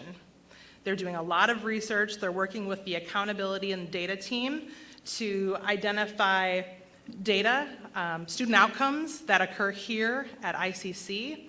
They're also looking at what other colleges do. One team, the team working on the first semester experience, talked with more than a half a dozen, probably nearly a dozen other Achieving the Dream schools, interviewed them on what their programs look like. They chose specifically schools that do this very well, and then they interviewed them to identify, what are pieces that may work well for us here to match the outcomes that these other schools have been able to achieve. Lots of other work too in identifying data. As we look forward, that's going to be a big piece, making sure that the decisions we make are evidence-based. The whole point of developing these initiatives is not for new programs. It's to achieve the outcomes that we're hoping. I know I want to just circle back to Dr. Rita Ali's talk about the need for us in the community, and especially for students of poverty, students with diverse racial backgrounds that sometimes are linked to poverty in our region. And we have 3 key groups that we're targeting through the strategic plan. We hope to reach all students. We will be scaling these projects to the college level. So it's not going to be just a pocket of students benefited, but we are specifically targeting African American student outcomes. Our data tells us that they are lagging behind other students. So we're targeting those, we're going to be following those, and these projects will all contribute to that growth. We're also targeting students who are in poverty, students who are Pell eligible, tracking those outcomes, as well as students with at least one developmental placement, because the data tells us that those students are less likely to complete than their counterparts. So those are things that we're looking at. The teams are progressing then from the investigation stage to the design phase. You heard from each team this morning, most of them are either wrapping up their investigation or they've completed their investigation and they're now beginning their design. Most of them are in the beginning stages of that process. The first team, the first semester experience, they're a little farther. They're hoping to pilot in the fall, and so would be implementing next year. So very exciting. Following that implementation then, we would evaluate what's been done. What are those outcomes? Did we achieve the outcomes that we had desired and intended to achieve? If not, we need to do a little tweaking. If we did achieve those outcomes, how can we stretch those outcomes and continue to improve? We'll also work long-term on scaling. I mentioned that we want to bring this to college level, so it's not going to be just a few students who benefit from these, but over time, we'll pilot with a smaller group, but we hope to grow then, we plan to grow, so that these are normal systems and programs that all of our students have access to. The champion team has been involved with that, so for every phase that the teams want to progress toward, advance toward the next phase, they meet with the champion team, and they present their work on the previous phase, their investigation, for example, and they talk about what they hope to do going forward. The champion team provides feedback on that in the form of questions. Have you considered this? Have you talked to this group? And in providing overall recommendations so that the team is well positioned to move forward. So that is the work of the champion team. Before I transition here to our next topic, which is the student-focused research that we've been conducting, I want to just recognize the work of our 7 strategic planning teams. 5 of those are working on projects related to our strategic goals, and then we have the 2 teams here that are supporting them. Did you know that we have over 100 employees here at ICC that are involved on a strategic planning team? I think that's outstanding. This work is exciting, but it's also at sometimes it can be, a little terrifying, thinking of, wow, we're hoping to make this big change. How can we get there? We're all getting there together. And I'm very, very confident in the work that we're doing. I'm very excited to see where we go with this. And I think that these projects that they're working on will be key for the future and the success of our students here at ICC. So I would like to ask you to join me in giving a round of applause to our 100 employees who are working on these excellent projects.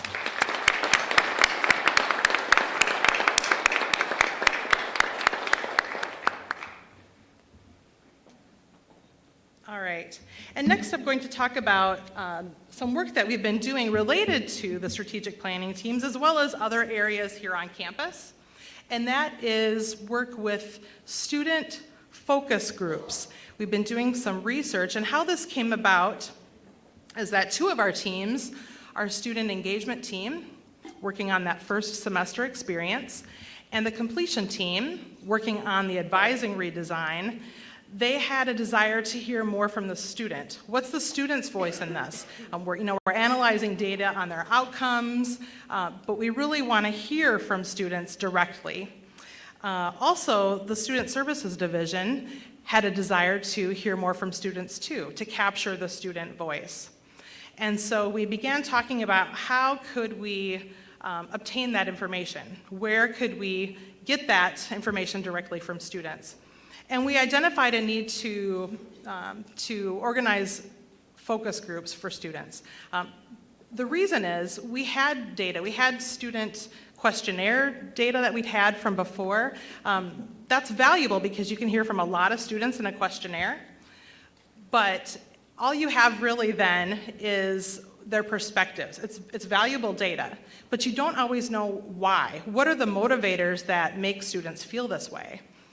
So with a focus group, what happens is that it's not paper-based. Instead, you have a group of up to 12 students who sit around a table, and the moderator asks questions that are carefully designed to get them to talk about the things that we want to know most about. We want to hear what are their motivators, what are their deep feelings and experiences, what are their barriers that they've experienced, and why do those occur.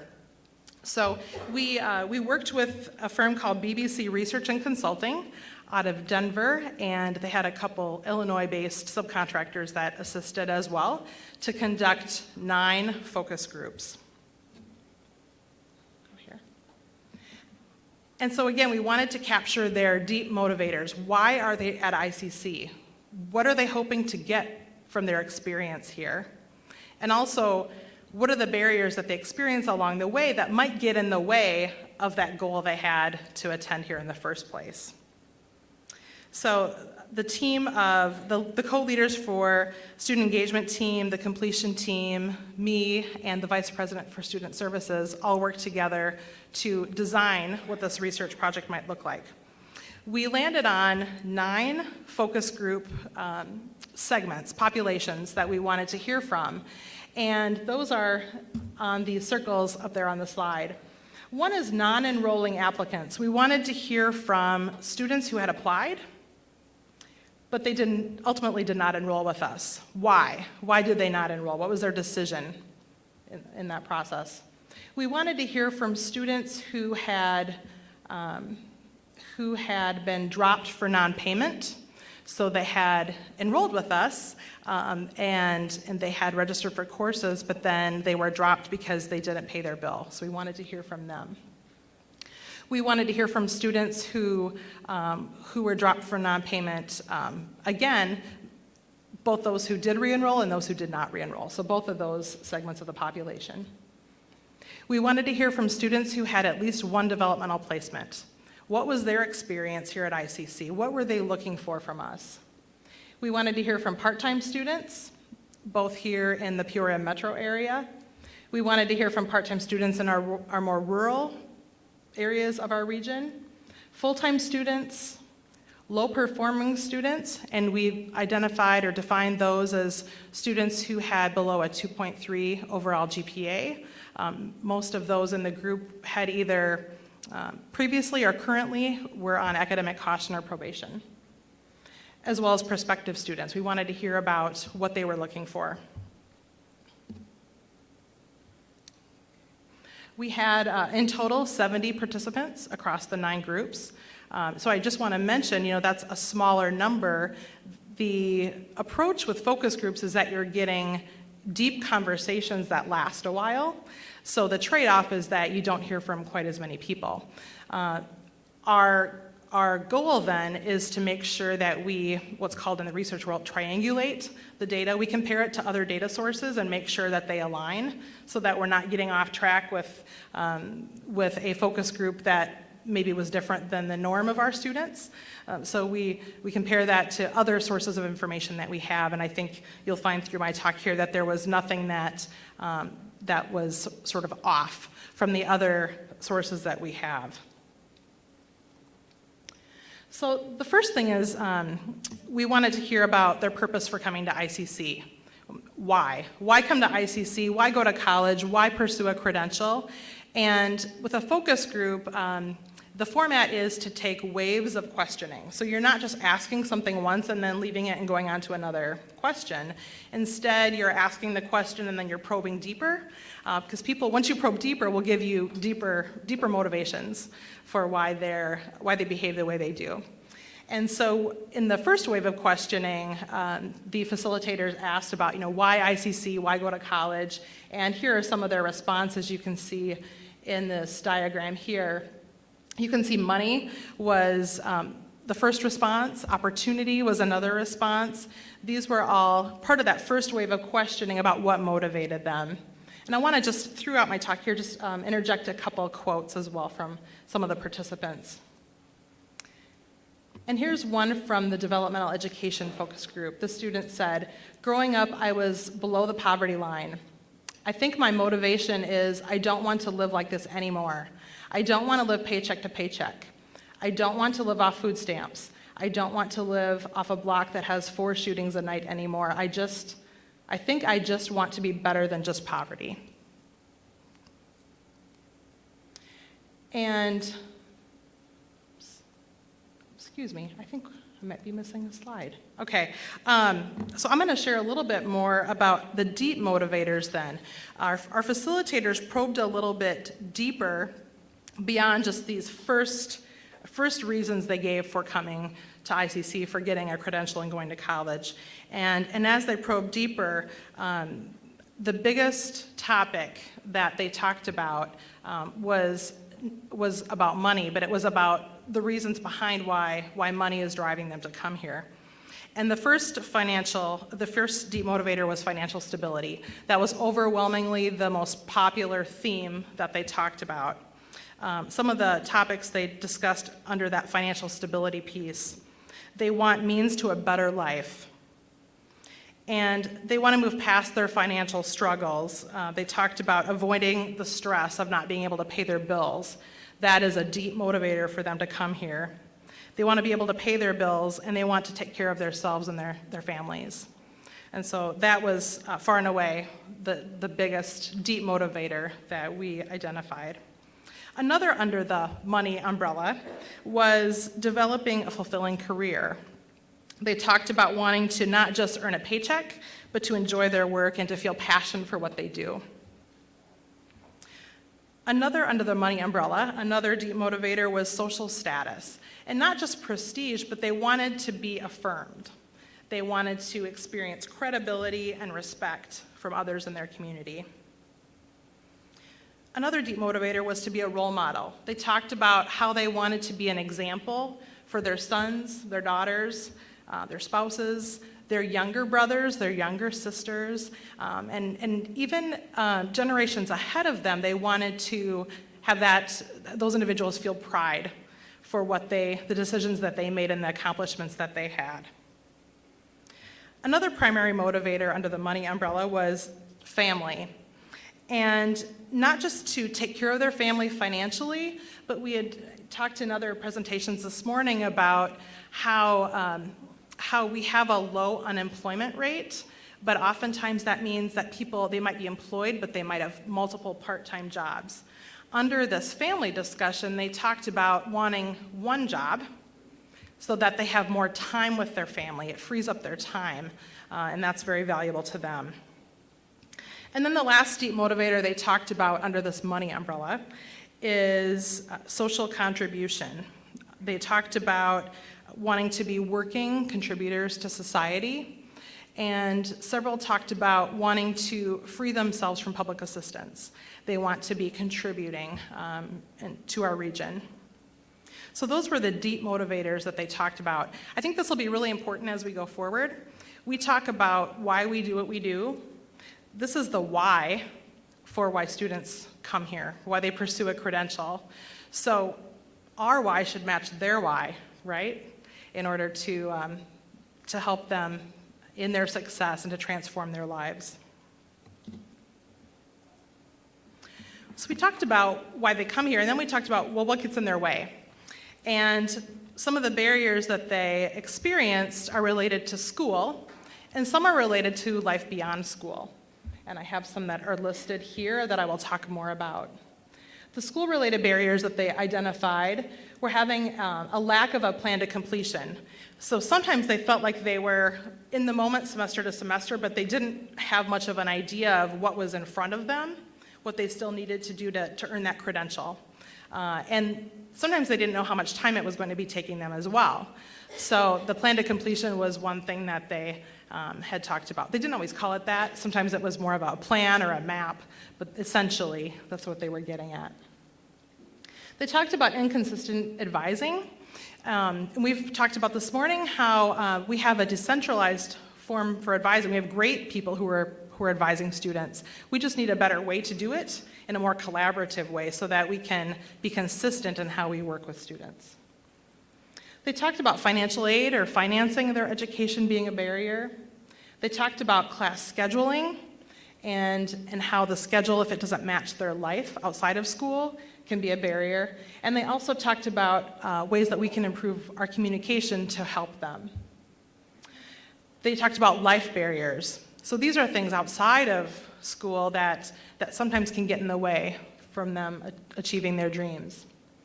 Those top of mind, of course, money. Not only tuition here at ICC, but also trying to pay their bills while they're coming here and just juggling lots of things. Family life and all the commitments that they have to other people in their family also sometimes can be a barrier to their work here. And unforeseen circumstances.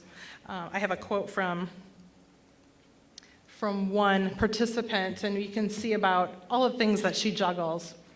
This was a part-time student in that focus group. She said, "I'm taking online and face-to-face classes both right now, so I'm juggling both of those and their due dates. I have 3 kids, I'm juggling that, and I'm juggling doctor things, and I'm juggling bills. It's very hard, it's so hard. I lose my mind almost every day." So she has a goal, but there's lots of things and lots of commitments that threaten to derail that frequently. So we have an opportunity to help students like this individual.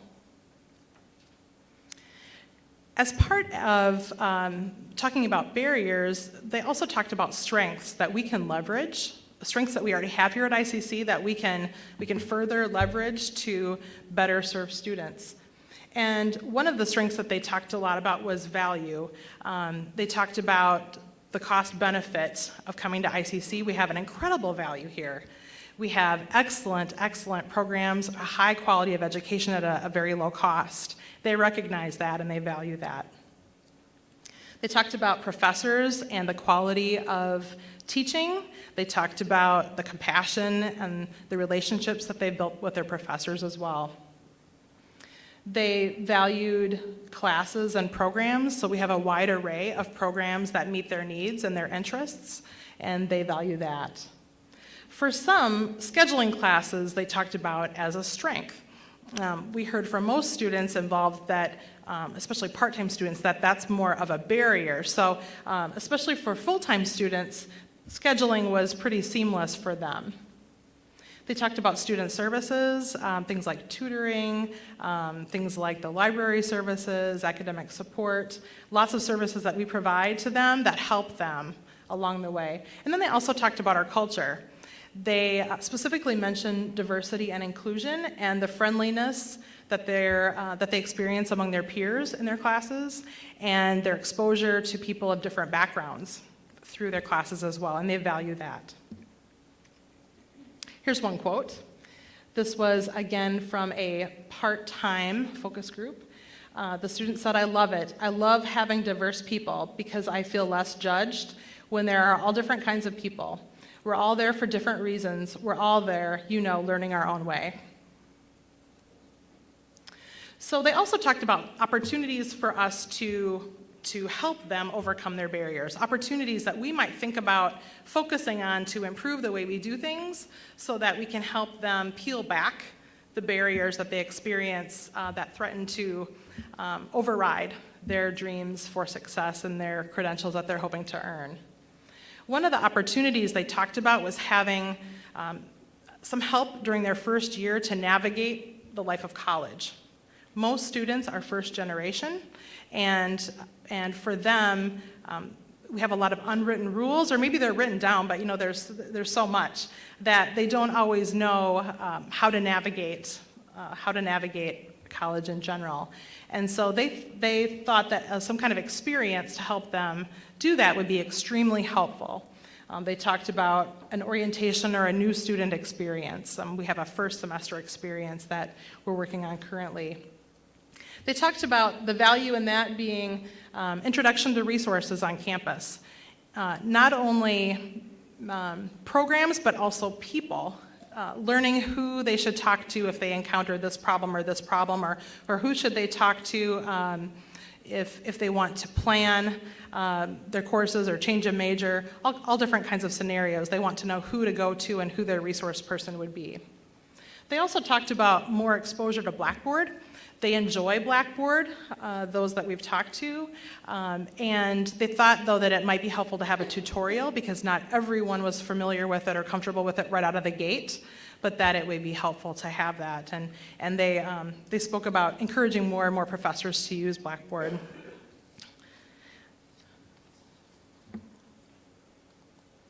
Another predominant theme that we saw over and over again was just to be mindful about our communications and to be aware that, again, these students navigating college is very foreign to them. And so they really need to be communicated every step of the way so that they're aware of what they need to do next to stay on track. We can do that in the form of academic communication for advising, professors communicating. We can do that in the form of communicating about financial aid opportunities, funding, when bills are due, how to stay enrolled despite the fact that a student might need payment plans and so forth. And we do a lot of this, but they're telling us we could do a little bit more.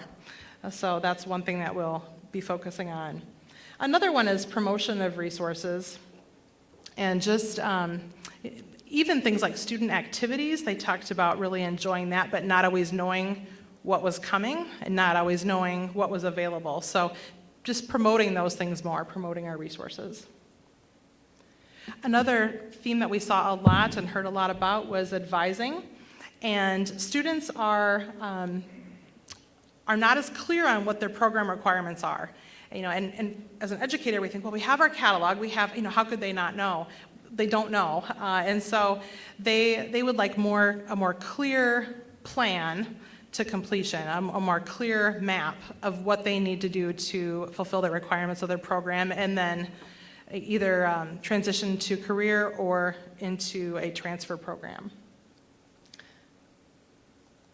Okay. Another common theme was paying for college. We heard that their deep motivator for coming here is to earn money, but for a variety of reasons, for financial stability and to be a role model and to be a contributing member of society and lots of things. But but they also find that money is a barrier to getting to that point. And there's lots of things that we're doing here at ICC, but they're telling us, we can maybe do a little bit more to help them be clear on what their options are. Things like payment plans. We have payment plans, but are they the right payment plans? Is the timing of offering those the right thing? Those are things that we'll be thinking about and working through. Help with the FAFSA. That was, with college being foreign, doing something like the FAFSA can be daunting. It's actually, research is saying that it's more complicated than doing your income tax return. And so if you're somebody who this is just completely foreign, it's terrifying, and sometimes they put it off too long, and that gets in the way of being able to finance their education. They talked about work study opportunities. Maybe we can promote those a little bit more. So those were the common themes across groups, and now I'm going to just highlight a few things about things that were specific to some of the groups we talked to. One was the non-enrolling applicants, and some themes that we saw there were that they applied but ultimately decided not to enroll. Some of the discussion was around why, and one of the reasons given was that I was placed at the developmental level, but what I really want to do is focus on this career, these classes, and I'm not sure how my developmental courses are related to what I want to do, and I don't see the value in those. So ultimately they decided not to enroll. Not enough financial aid or difficulty financing their education, and then some went to alternative colleges or universities. In the focus group about students who were dropped for non-payment, so they had registered for courses, but then they were dropped because they didn't pay. They talked about miscommunication. I know we're doing a lot here to try to communicate with those students, but I think they're telling us they want, it's not quite clear yet, so we need to keep working on that. And how to time our communications and the mode of communication. One thing that we heard is that they want to use their preferred method of communication and not ours. So they want to be asked, what email do you want to use, or do you want to use text, and some things like that, so that we're not just relying on the ICC email. Some of them may not be checking that email. And then another theme among this group was just some concern about unneeded courses, if they were advised to take courses that ultimately did not fit into their program of study. Part-time students, this was a big group. As you know, most of our students are part-time, and we heard a lot from them, some concerns and barriers that might get in the way, and also some opportunities for us. They talked about their work hours, but they were adamant that, when asked, well, would you consider full-time, this group overwhelmingly said, I'm not willing or able to consider enrolling full-time. I have commitments outside of school, and I'm also not interested in taking on a large debt load. So I'm continuing my part-time journey at college.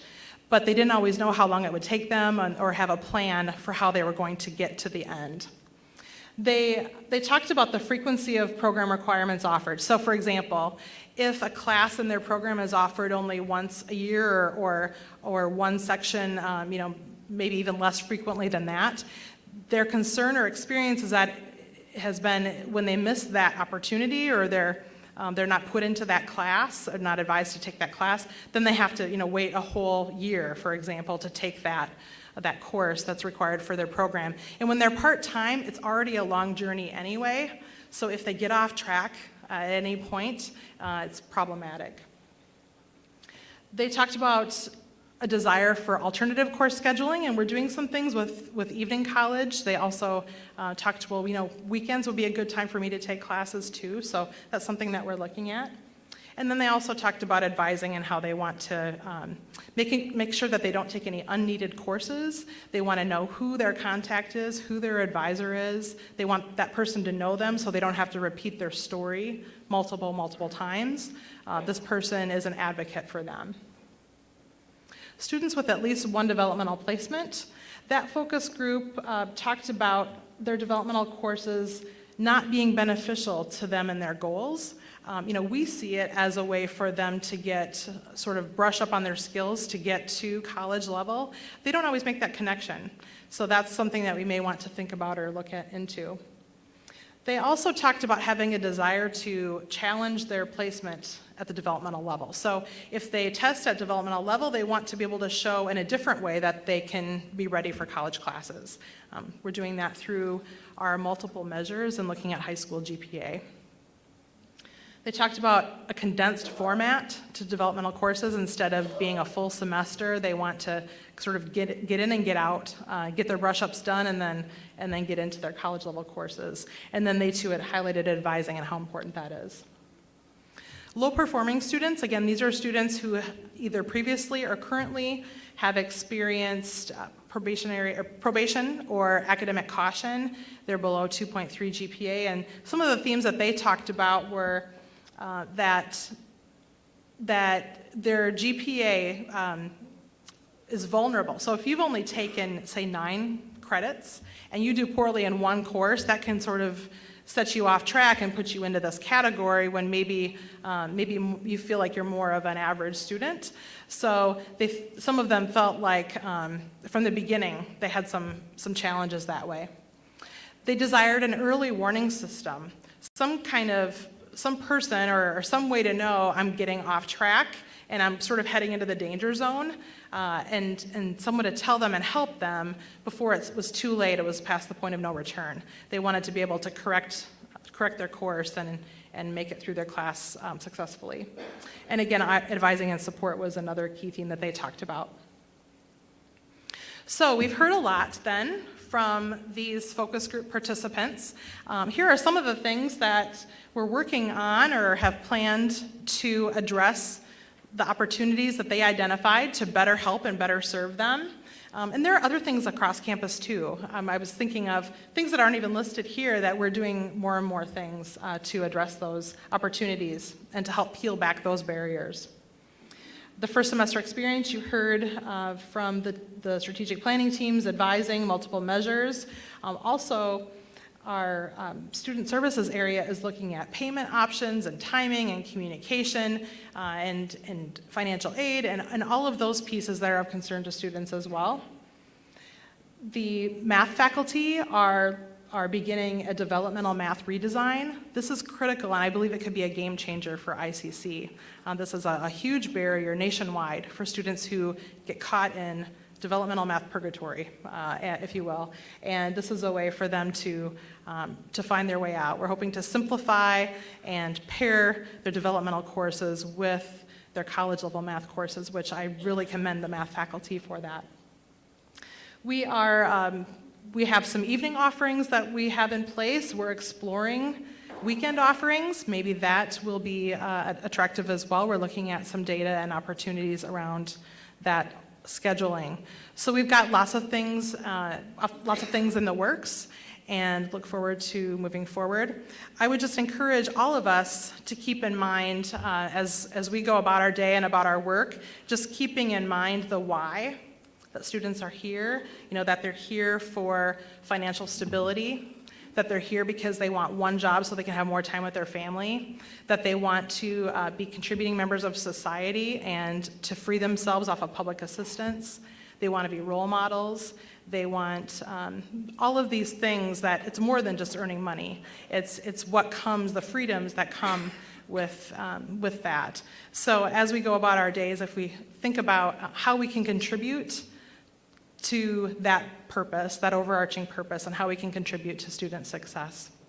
Thank you.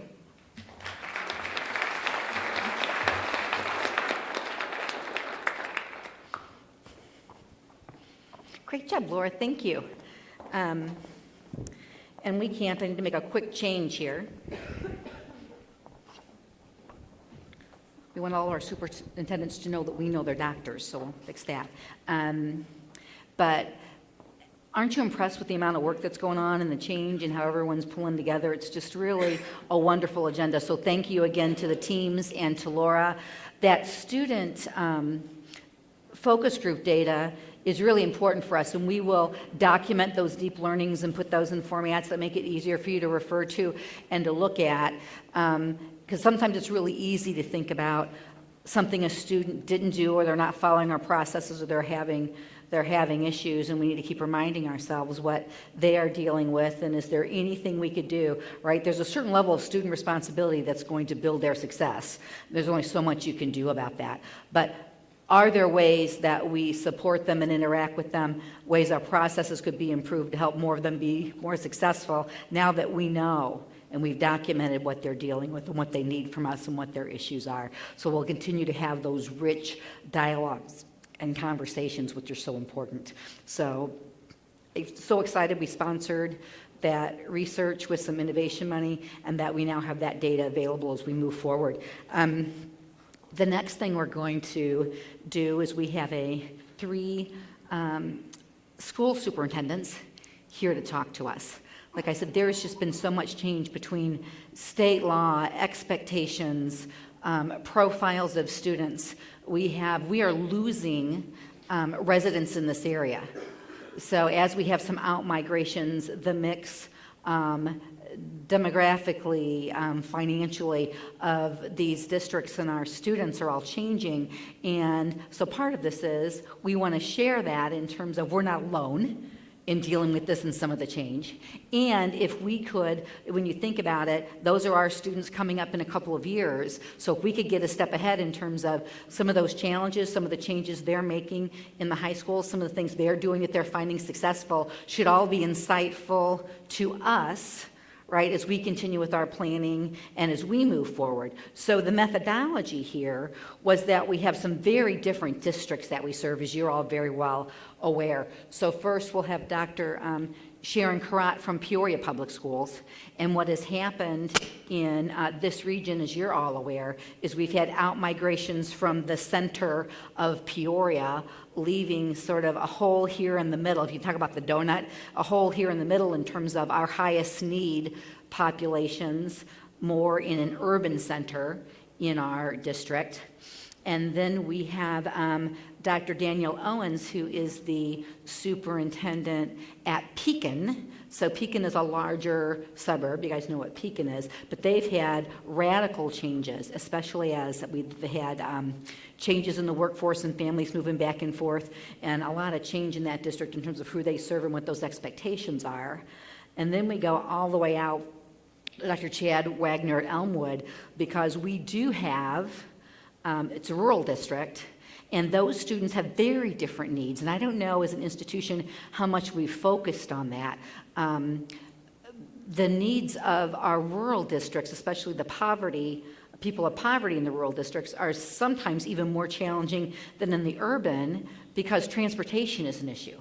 You don't have a way to get there from here. One of my most impactful memories from my first 2 months at ICC is I was walking down the hallway. It was just before the start of, because I started July 1, so this was like in late July, and there's a big, looked like he could have been a middle linebacker, 18-year-old age male, and he's sitting on one of those benches in the hallway, and he was sitting there, looked like he was going to cry, and he just had his head down, just was shaking his head. So I just sat down on the bench next to him for a minute, right, just trying to figure out if he was okay.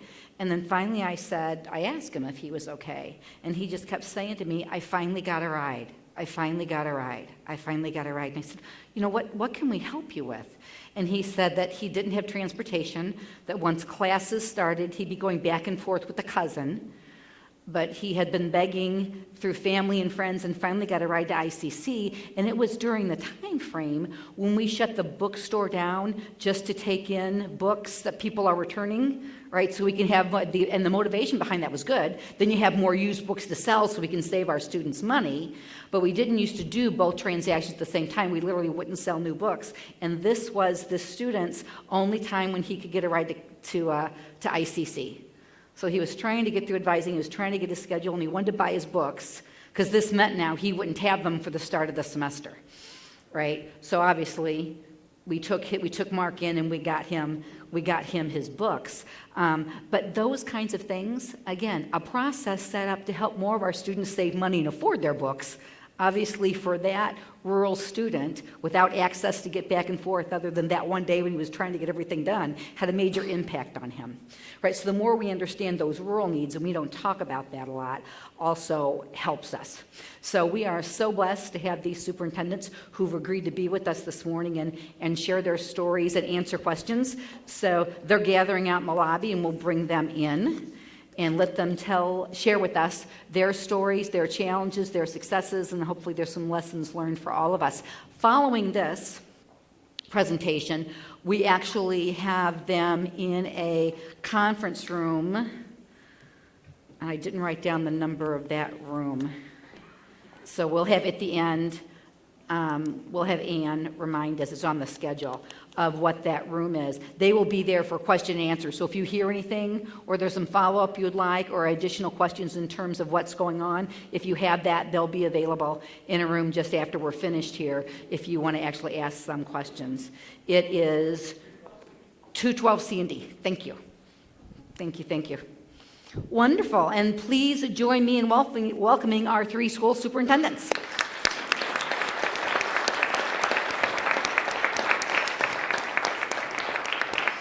Good morning. Nice to see you. And again, thank you and thank you.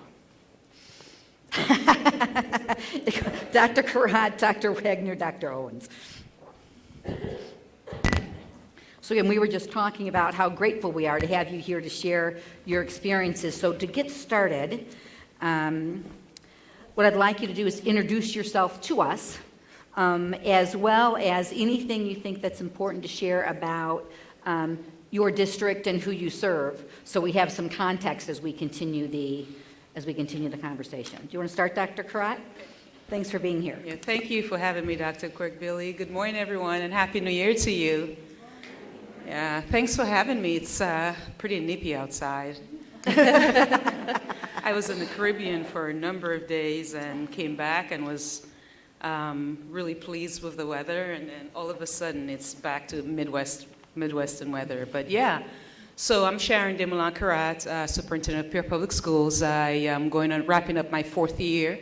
I've been with Peoria for 17 years. I spent 2 years in Springfield, 2 years in Danville prior to that, but the majority of my tenure has been in Peoria. Actually, I came to Peoria to attend Bradley University, so I might be the only Peorian with an accent. People are like, how did you get here? And why did you come to Bradley? It's so nice and in the tropics, but I got a scholarship and I just ended up staying. So I've been here for quite some time, over 30 years, and I really love Peoria and I actually spent a number of my years, my early career in social service, and so I'm sort of kind of grassroots and do a lot of advocacy, and I love that. So I feel good when I'm really close to the people. So I think the Urban League has really molded me quite a bit. And let's see what else. I love music, I love to walk, and I do believe in the work that I'm doing and in generational change. So I have a son. I've taken classes here at ICC when I was a student at Bradley, and I enjoyed it. It was a great experience. I think you guys are doing a fantastic job. So a little bit about my district. Was that question number 2? Yes, District 2. Okay. So Peoria Public Schools, we have about 13,000 students. We're the 15th. There was an article recently in Sunday's paper about Rockefeller and low performance schools and stuff like that, and they talked about the 50 largest districts in Illinois, and with Chicago being number 1, Peoria is number 15, and we have, my stats, 21% white, 57% African American, 11% Hispanic, and then the other ones are Asian, Native American, that sort of thing. You can add it up. And low income, we have, let's see, I have my low income stats. We have about 9,000 low income students, 23 counselors, we have 22 security officers, about 900 teachers, 110 administrators, so total staff about close to 3,000. So yeah, that's about it to begin with. Wonderful. Yep. So we're an urban district. Very good. Chad. Good morning. My name is Chad Wagner. I am in my 5th year out in Elmwood. We are the polar opposite of Dr. Karat. We have 47 teachers, magnificent, great staff, student population of about 700 K through 12. Socioeconomic anywhere from 18 to 20% based on the year. just a really wonderful district. I know we'll get into it. We'll talk about some of the challenges I think that we face in terms of trying to prepare our students for the future. But it's a great little district. Like I said, very rural. I'm not very exciting. It's a hard act to follow when you get there and go to an interview. Well, for example, how many seniors do you have? What's your graduating class size? Graduating class size are typically around 50 kids. So that's tough. I think my son, who's a sophomore, has a very large class of 70. And that is big for us. And so, we talk about things when that class graduates, that's going to be a 25 student difference. So that's a teacher. Mm-hmm. And that's hard for people to conceptualize because I'm sure you would. Did you hear that? Sharon said she'd take the teacher. Absolutely, but that's pretty much about my district. We're working hard to try to meet the changing needs of our kids. I think the days of the standardized test have certainly evolved because assessments changed from going to an ISAT paper pencil computation-based test to more of a problem-solving PARC assessment. That's certainly changed the paradigm of how we teach, and trying to get the focus of our staff on addressing those changes is a challenge, and something that I think we're tackling pretty well. So again, just pleased to be here. I don't think I've walked into a room where anybody's applauded in a long time, so that's pretty cool. That's pretty much me. I'm kind of boring. So. There we go. Thank you. Dr. Owens. Hi, I'm Danielle Owens. I work at Pekin Community High School. We're a high school district only, so 9-12. I've been lucky enough actually to be in the district for 22 years. I student taught in that district and have been able to stay there, which is probably fairly unique to be in one district for your entire career. But I'm originally from Northern Illinois and was a transplant down here, and Pekin is now our family's home, and we have kids in our district as well. So Pekin is probably in between what you just heard. We have between 1,700 and 1,800 students. We're one of the larger districts in downstate Illinois. We are mostly white. That is starting to change, but historically that is what Pekin has looked like. Our demographics continue to change. Our poverty rate, when I started there, was 16%. Our free and reduced rate now is 45, and that's probably underreported. Our elementary district in Pekin is 65. So you can see there's a big difference between the reporting, which we work on. So we have a large CTE department in our district that we're very, very proud of. We're the largest feeder to ICC from this area, I believe. So a lot of your students are coming from our district. Hopefully that's good. But that's a little bit about Pekin.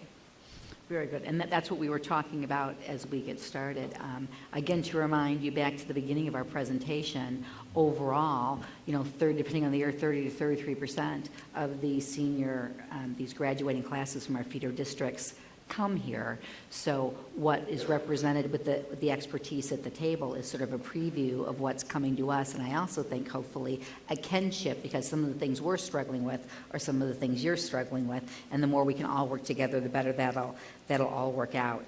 So the first thing I'd like you to speak to is, how are the needs and the expectations of your students changing? With the changing poverty level, or with the individualized plans, with that career cluster-based approach the state's requiring. What's going well, and what are you struggling with in terms of what are your districts dealing with? And why don't we start in the other order? You want to start with this for us, Danielle? The first thing that comes to mind, and probably what you're seeing too, but the social emotional needs that the students are coming to school with is substantial. Not that students always have not had needs, but we sound old. We were joking in the hallway, but kids are different. They look different. They come to school having had dealt with a lot more things. It's just heavy. So to get them to a point where they're ready to learn and are able to learn is much more of a process, and it's taken its toll on our staff.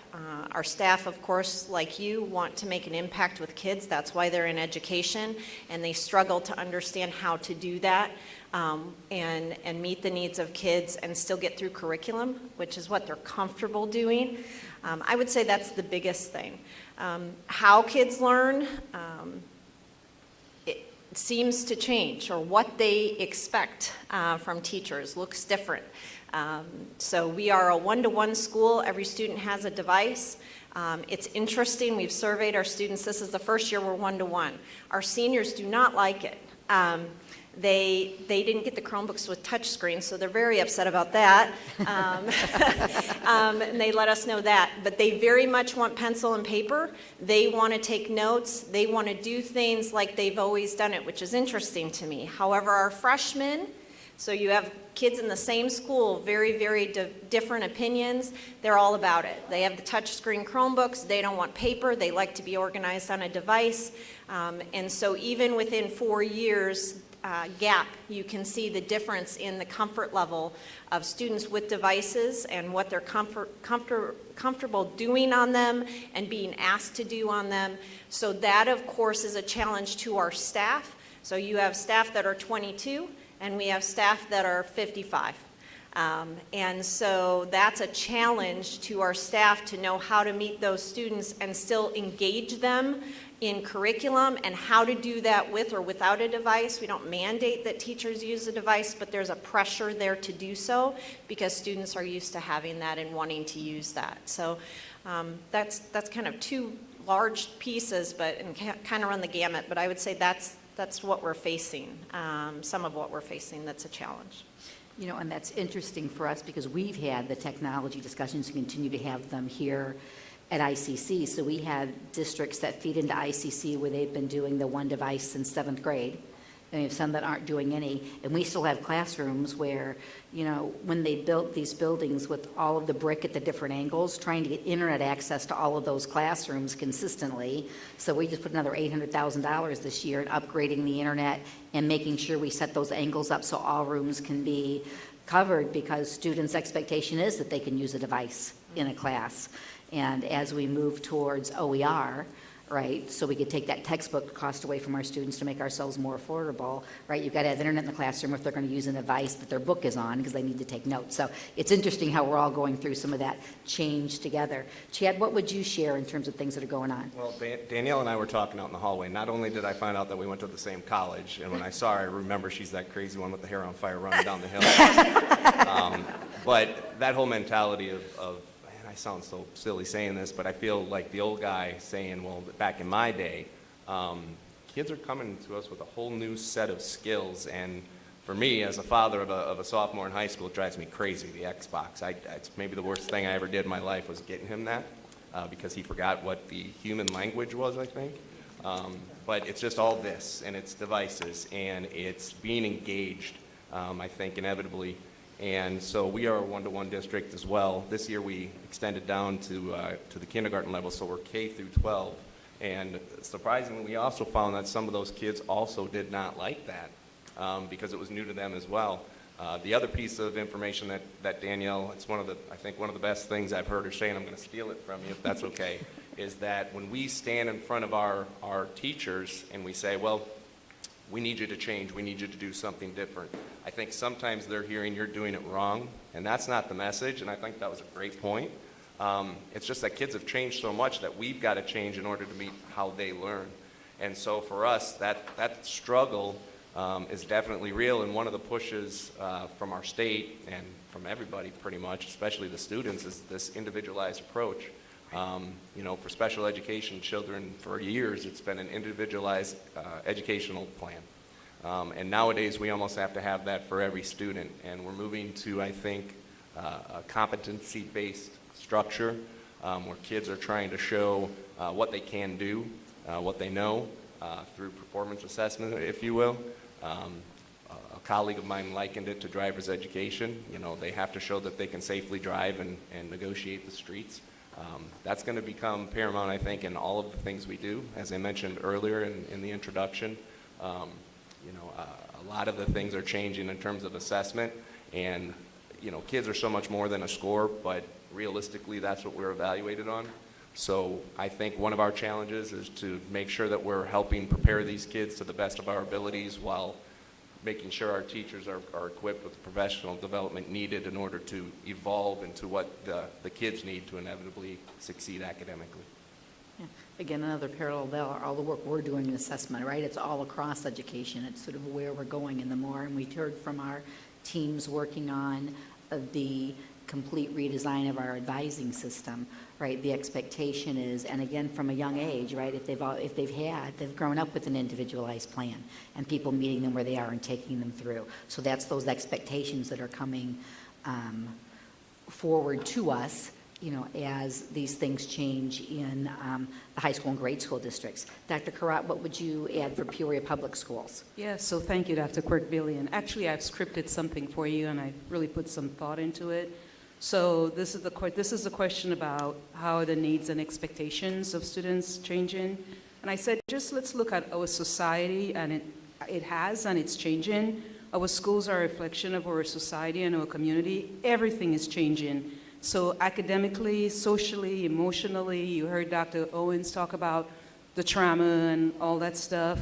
Academically, I can go into stories about that, but we have to change as leaders academically. This one-size-fits-all theory just doesn't work anymore. Success in the new economy, if you Google that, I think actually Dr. Quirk-Billy sent that to us, superintendents, about maybe 2 years ago. I really appreciated that, and I share that with our board and parents, and you've probably seen it, but it does not mean that everyone needs a college degree, and I'm sure you've heard that.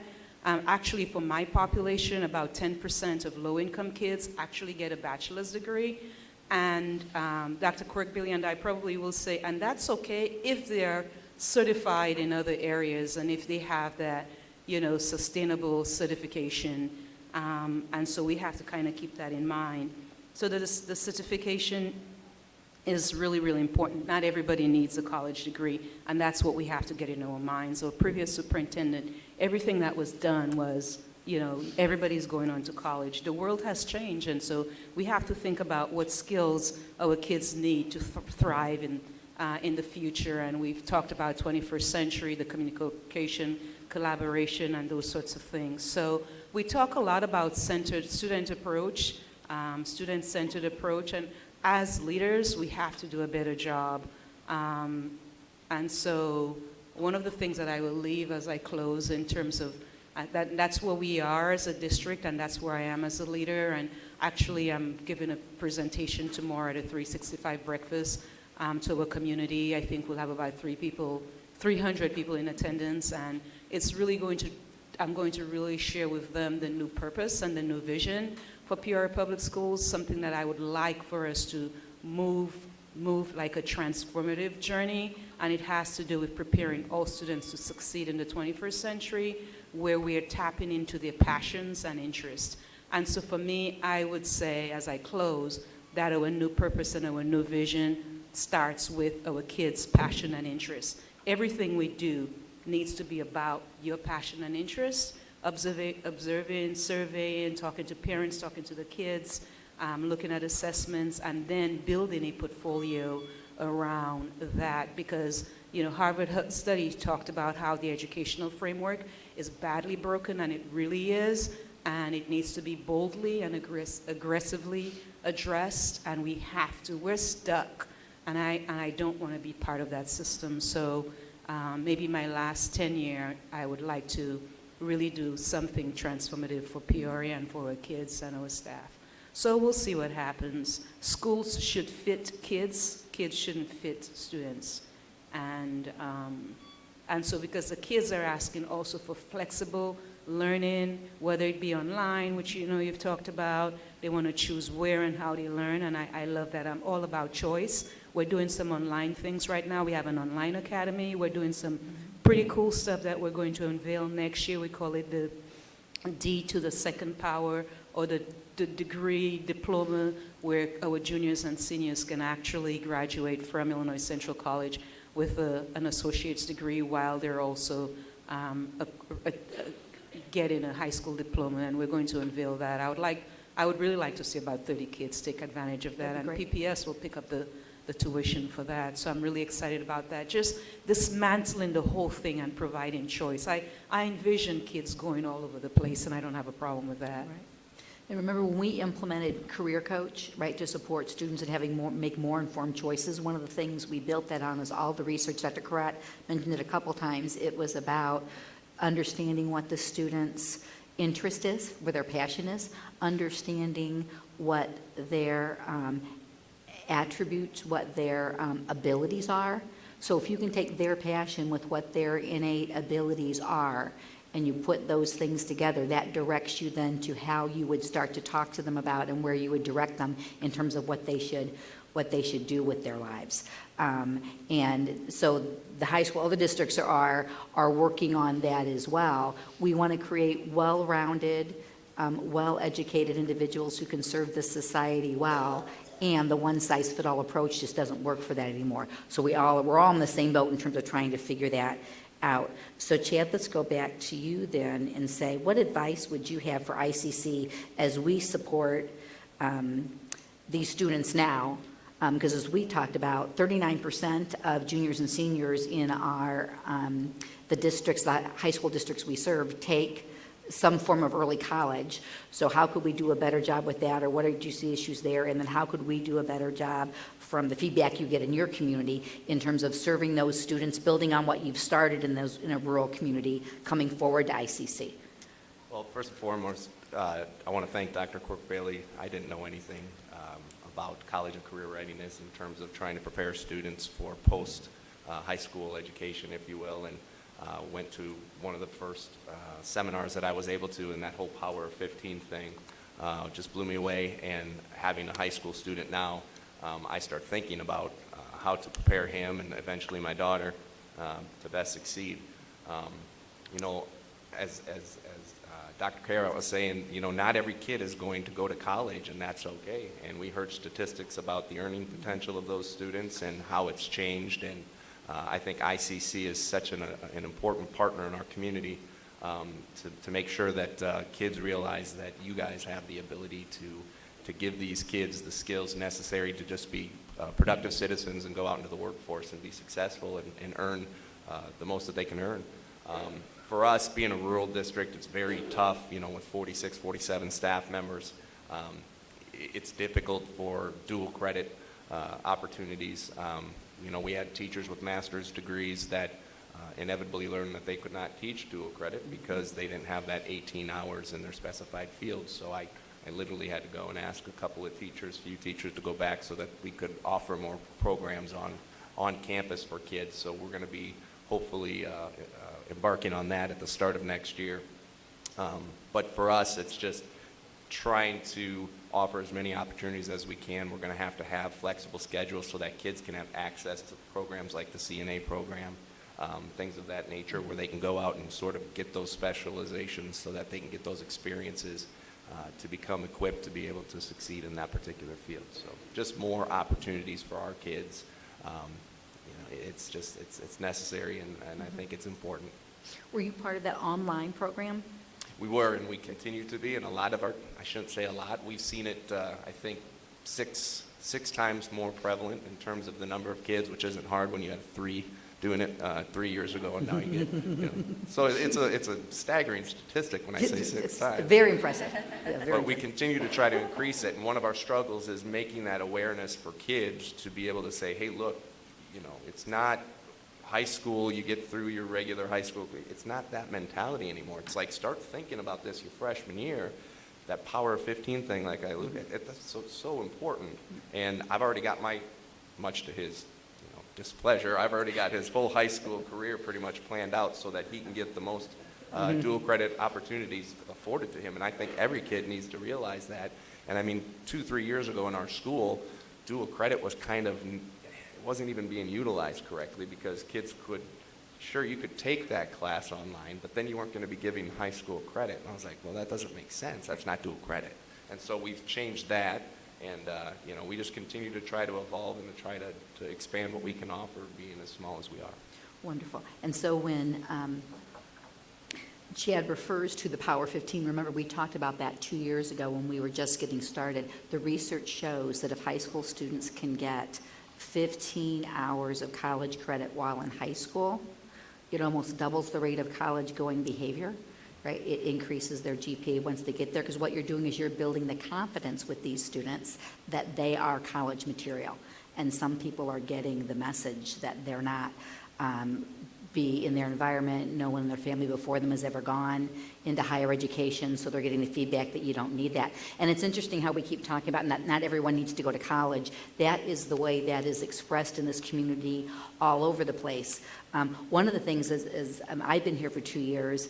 I'd like to change that nomenclature a little bit. Not everyone needs a 4-year degree, but everyone needs a credential past high school to earn a living wage. I've always said family sustaining wage, and we've got some feedback when we did the focus groups that people who are not part of a local unit family, so they're a family of one, felt uncomfortable with that. So I'm trying to remember to change that to earn a living wage. But it's really hard to take care of yourself and your family if you have one, if your final credential is the high school credential. So everyone needs another credential. It can be an apprenticeship, it can be through the military, it can be through us.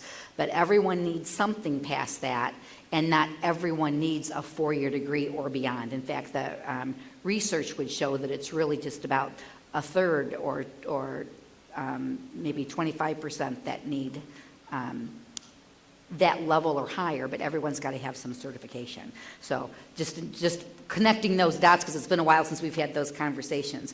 Danielle, what would you say in terms of advice to ICC?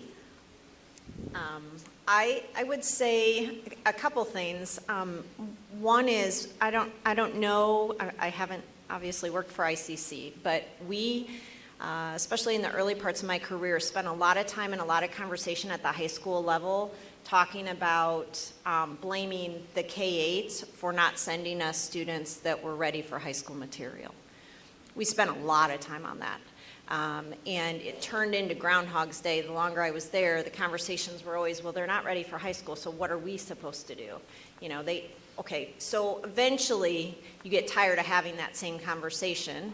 And I'm guessing the conversations sound similar here into when is a high school going to send us what college students used to look like. And we've stopped having those conversations and started having conversations that sound more like, okay, well, the dream team's not coming. So because they're not, how do we meet the needs of the kids that are?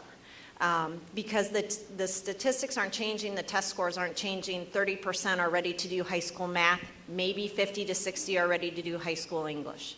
So what you're seeing, I'm guessing, from the students that walk into your classrooms are no different than what we're all seeing, what the second grade teacher's seeing, what the 8th grade teacher's seeing, right? And the state has great goals, and by 2032, 90% of all these kids will be able to do it all. That's ISB's goal. We'll see if we meet that. I don't know why I'm laughing, but it's funny. So I think that just knowing that everybody at every level's really trying to reconfigure, okay, how do we take what we have in front of us and help them grow to a level that they need to be, and whatever that level is, whether it is 4-year degree, 2-year degree, another certificate, or a pathway right to work. And so everybody's working really hard, but it gets harder, I think, when we go back to that poverty topic, that when we get kids to finally get to ICC, sometimes that's a super big deal. Because they are coming from households, and I think it's hard for us to fathom this, it's hard for you to fathom this, because we're in education, we like to learn, that's why we're here. there is no frame of reference. There's no conversation. There is not this general, like, you are going to do something more. You know, high school's not the end. So to have conversations with high school students that 12th grade is not the epitome of what your life is going to be. You need to start having some thought process of where you're going, what's the next step. So just to know that those, I'm guessing, just like we have said for a long time, where's the high school students that all come ready for high school, and where's the college students that are all coming ready for college? There's some out there, but for a majority, they don't exist anymore. And so to kind of let that go and be willing to say, okay, but we have some kids who, they may need some extra support. They may not even understand, you know, getting to campus and making sure they have a textbook and in a seat is a huge deal. And so to just take that and just kind of to remember that. I think we're all working hard and trying to do the same thing, and we just, instead of beating our heads against a wall, maybe, to the level of frustration and just understand that it just looks different. But we have a lot of kids ready to do a lot of great things.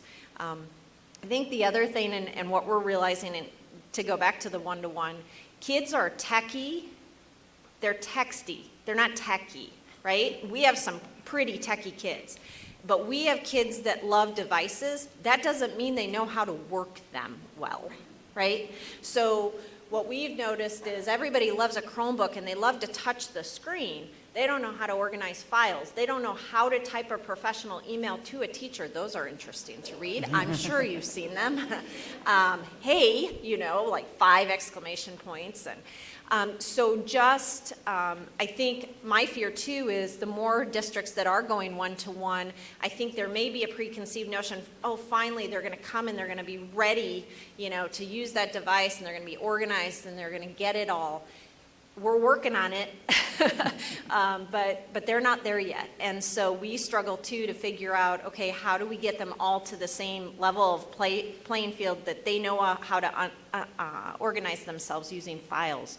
They know how to write a professional email. They know what not to look up or what to look up when they're trying to research things. So just some things, you know, to just to keep in mind in terms of that level of expectation of, I think we have in our mind what our classroom's supposed to look like, and then you walk in that first day and it's like, oh, you know, how am I supposed to make progress? But that would be just I don't know if that's great advice, but just something to think much about. appreciated. And Dr. Kratt. So we're really pleased with the support that we're actually getting from Illinois Central College. Actually, I just noticed Dr. Ali out there. And there's support through the TRIO program, and I remember years ago, upward bound support, being in the high schools, providing supports, getting kids on campus, that sort of thing. So I would say let's keep that coming. And here are some things that I've just been thinking about that I'm going to challenge not only myself, but my team. And I would just like to, I think it might be germane to Illinois Central College also, but you heard Dr. Wagner, and there's a theme. I think I heard a theme here. Lots of themes, but one about personalized education. And so what about personalization? What would that look like at Illinois Central College? You heard Dr. Owens talk about, you know, kids, especially kids coming from poverty, and all of the things that are, you know, that are stacked against them, and getting to Illinois Central College is a big deal, and they're, you know, they may be at a different space along the spectrum, but what if we individualized education for, even at the community college level, which is also what I'm thinking about for Peoria Public Schools. It will be daunting. I mean, we have 27 buildings, right? But we'll start somewhere. Actually next year, for the upcoming school year, 2019-2018, Mark Bills, our middle school, is going to be a school of, I forgot the name, something around student interest, and they have a nice name for it. I have teachers, and Susan, you know, Susan, the Director of Innovation. So that should be very, very interesting. Everything will be around kids' interests. So we'll stay tuned around that. So the personalized piece, you know, what would that, you know, what could that be? And then just another one that I thought of quickly this morning was education courses. We talk a lot about, teachers, because you have, we have a relationship with Illinois Central College with our teacher pathway. Our kids can get 12 hours, sometimes 15 hours while in high school, while they're pursuing a degree in education through our Grow Your Own. Because there's a teacher shortage, I currently have about 40 teaching positions open right now. And so,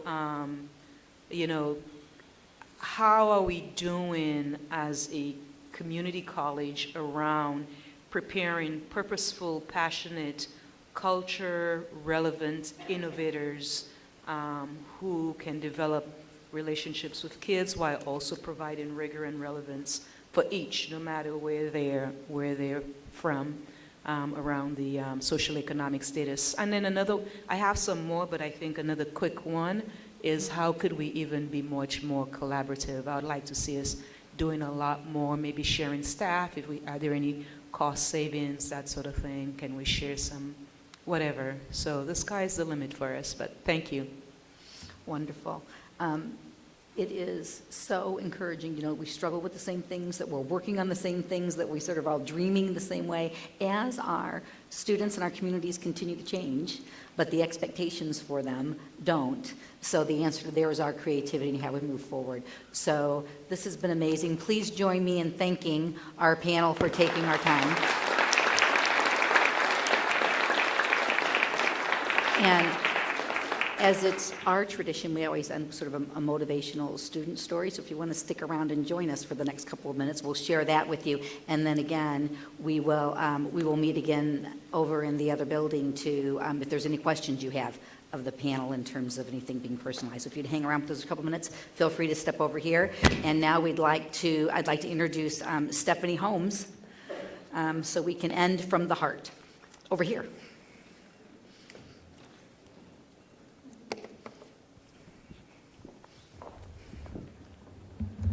Good morning. I am so excited. This is one of my favorite things to do each semester, and that is, as we bring this to a close, to say first, thank you. Thank you for all you do for our students here at ICC. And in the fall semester, I challenge you all to join me in supporting the Foundation's employee campaign. And you never fail me. You all step up and do a great job in providing support for our students here through technology and equipment and scholarships. And we are so grateful for that and what it is able to do for our students. In addition, we took on a new challenge this year in Giving Tuesday. It's becoming this phenomenon in social media, and we have always sent out a communication about it and encouraging people, but this year we took it to another level and made a strong goal of $40,000 through that campaign. And again, you didn't fail me, you helped spread the word, and we surpassed our goal. So we were so excited about that and what it does for the students here at ICC. So thank you so much for that.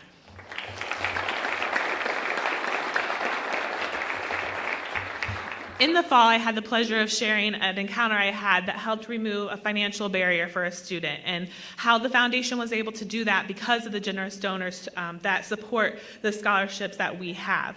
But we have so many students here that each have a unique story of their own. And sometimes it's that financial barrier by having a scholarship that's removed, but the scholarships do much more than that. And we have a unique story today that I am going to ask the student to share from her heart to you of how the scholarship impacted her. So Julie Mooberry, will you please join me?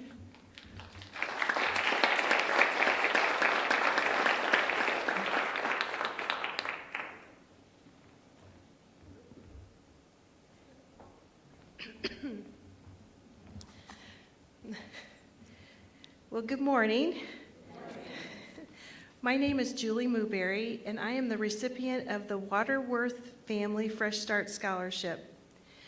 I was blessed with a natural ability to sew and cook well.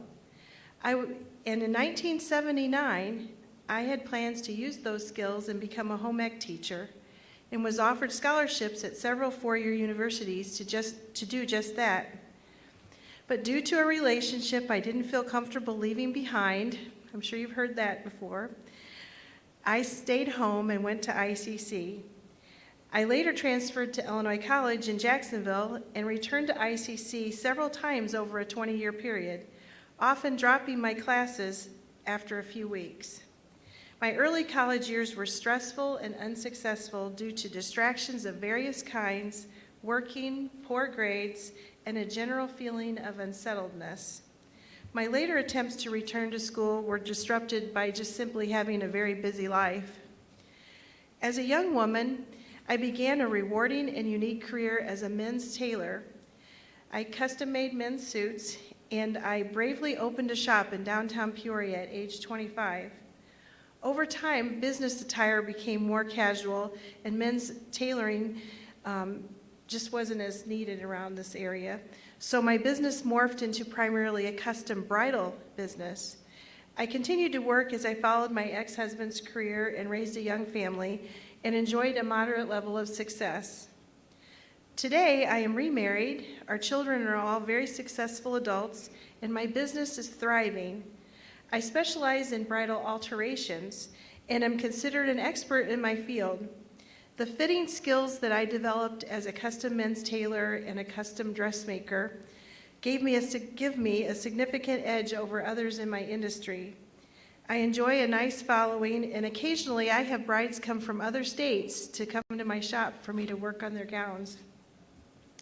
This June, I will be in business 38 years, and I am very proud of how I have reinvented my business over the years as society's needs changed and my personal life changed. My story about my return to ICC this past fall semester was born from a significant life event that started in 2011. That year, just a few weeks before my 50th birthday, I was diagnosed with uterine cancer. I had the necessary surgery, and at my follow-up appointment a few weeks later, the surgeon told me that they found a second and very rare and deadly form of cancer called carcinosarcoma. I was told that with radiation and chemo, I would have a 30% chance of living 5 years.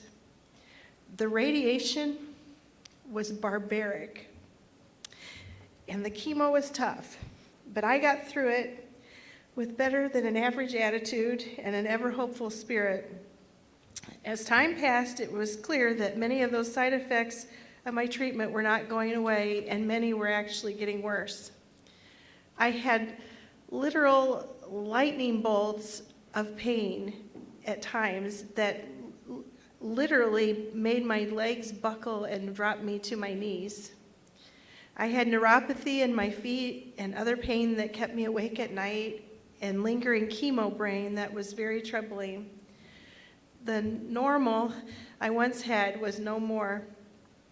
The blessings I hung on to were that the neuropathy in my hands did not hinder me from sewing and making a living and enjoying my hobbies. And my scans every 6 months kept coming back clean with no cancer. I was determined to not live on pain medication and was persistent in finding solutions to these lingering issues. I realized I was going to have to reinvent myself once again. I pursued physical therapy, received guidance from the pain clinic, changed my diet, and anything and everything the doctors and I could think of. I also had a neuropsych evaluation to determine the level of chemo brain damage I had, which resulted in a devastating recommendation to go on disability. That was harder on me than either cancer diagnosis was. I remember holding that letter and sobbing. I just felt too young and too vibrant to go on disability. It became my mission to prove that assessment wrong. I forced myself to read more, and I made great efforts to become more organized and figure out helps to keep my thinking clear and straight.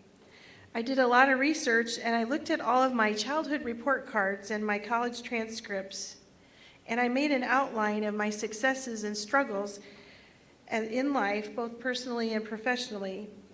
I then met with a counselor, and together we determined that I very likely always had a slight degree of ADD, but in my generation, they didn't diagnose that. Like so many things in life that we as people tolerate, things like pain, poor relationships, jobs that are a bad fit, it isn't until things get so bad, so uncomfortable, and where we just cannot ignore them any longer, that we give it our full attention and make the necessary changes. This is what happened with me with the chemo brain and the ADD. The chemo damage actually ended up being a blessing in my life. Isn't that something? I still struggle when I am tired and overextended, but with awareness, maturity, determination, and faith, I have tamed my brain. To prove this to myself, I signed up for a mini-mester this past August of 2018. I received an A in it, so I signed up for more classes, and a representative in the registration office recommended I apply for a Fresh Start scholarship. I was startled and honestly a bit amused by this and said, no way. They offer scholarships for old women like me with really awful GPAs. And the gal just laughed. She just laughed and laughed at that. I don't know what I said that just tickled her. But she printed off a paper and handed it to me and said, yes, they do, fill this out. And I did. And for those of you who don't know, a Fresh Start scholarship is for those who have had an unsuccessful progress in the past, academic progress in the past, and a gap in their educational journey, and are therefore ineligible for financial assistance.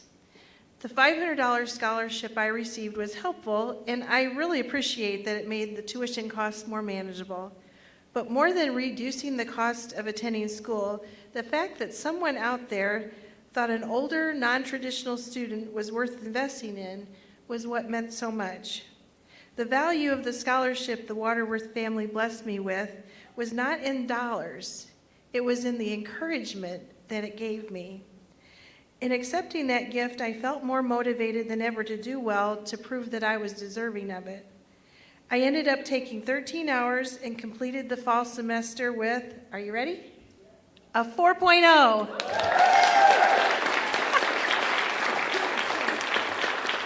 I still can't believe it. And side note, my 85-year-old mother is paying me $1 for every A I receive.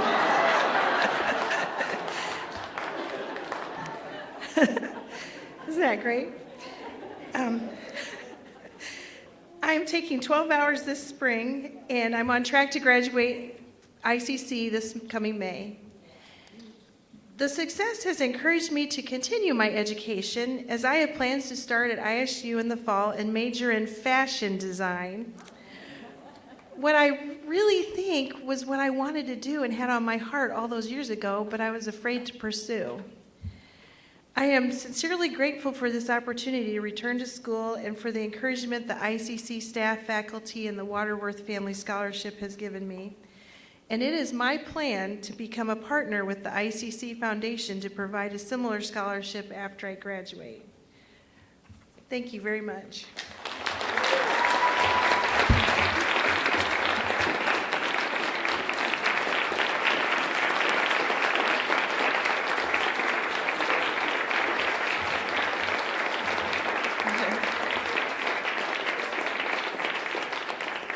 That is our hope, isn't it? That as we positively impact these students' lives, that they in turn go on and create good in our community. So I thank you to Julie so much for sharing her story, because it's very intimidating to get up in front of everyone and talk. But I wanted you to hear how students go through all types of journeys here at ICC and overcome great things. And a 4.0 is nothing to blink an eye at. So, Dr. Cork-Bailey. So, thank you, Julie. Thanks for sharing the story and arranging that. Stephanie, never forget, right? She had a very amazing journey, but our role in, 2 seconds, our role in really making that happen. So thank you for making a difference. Go ahead.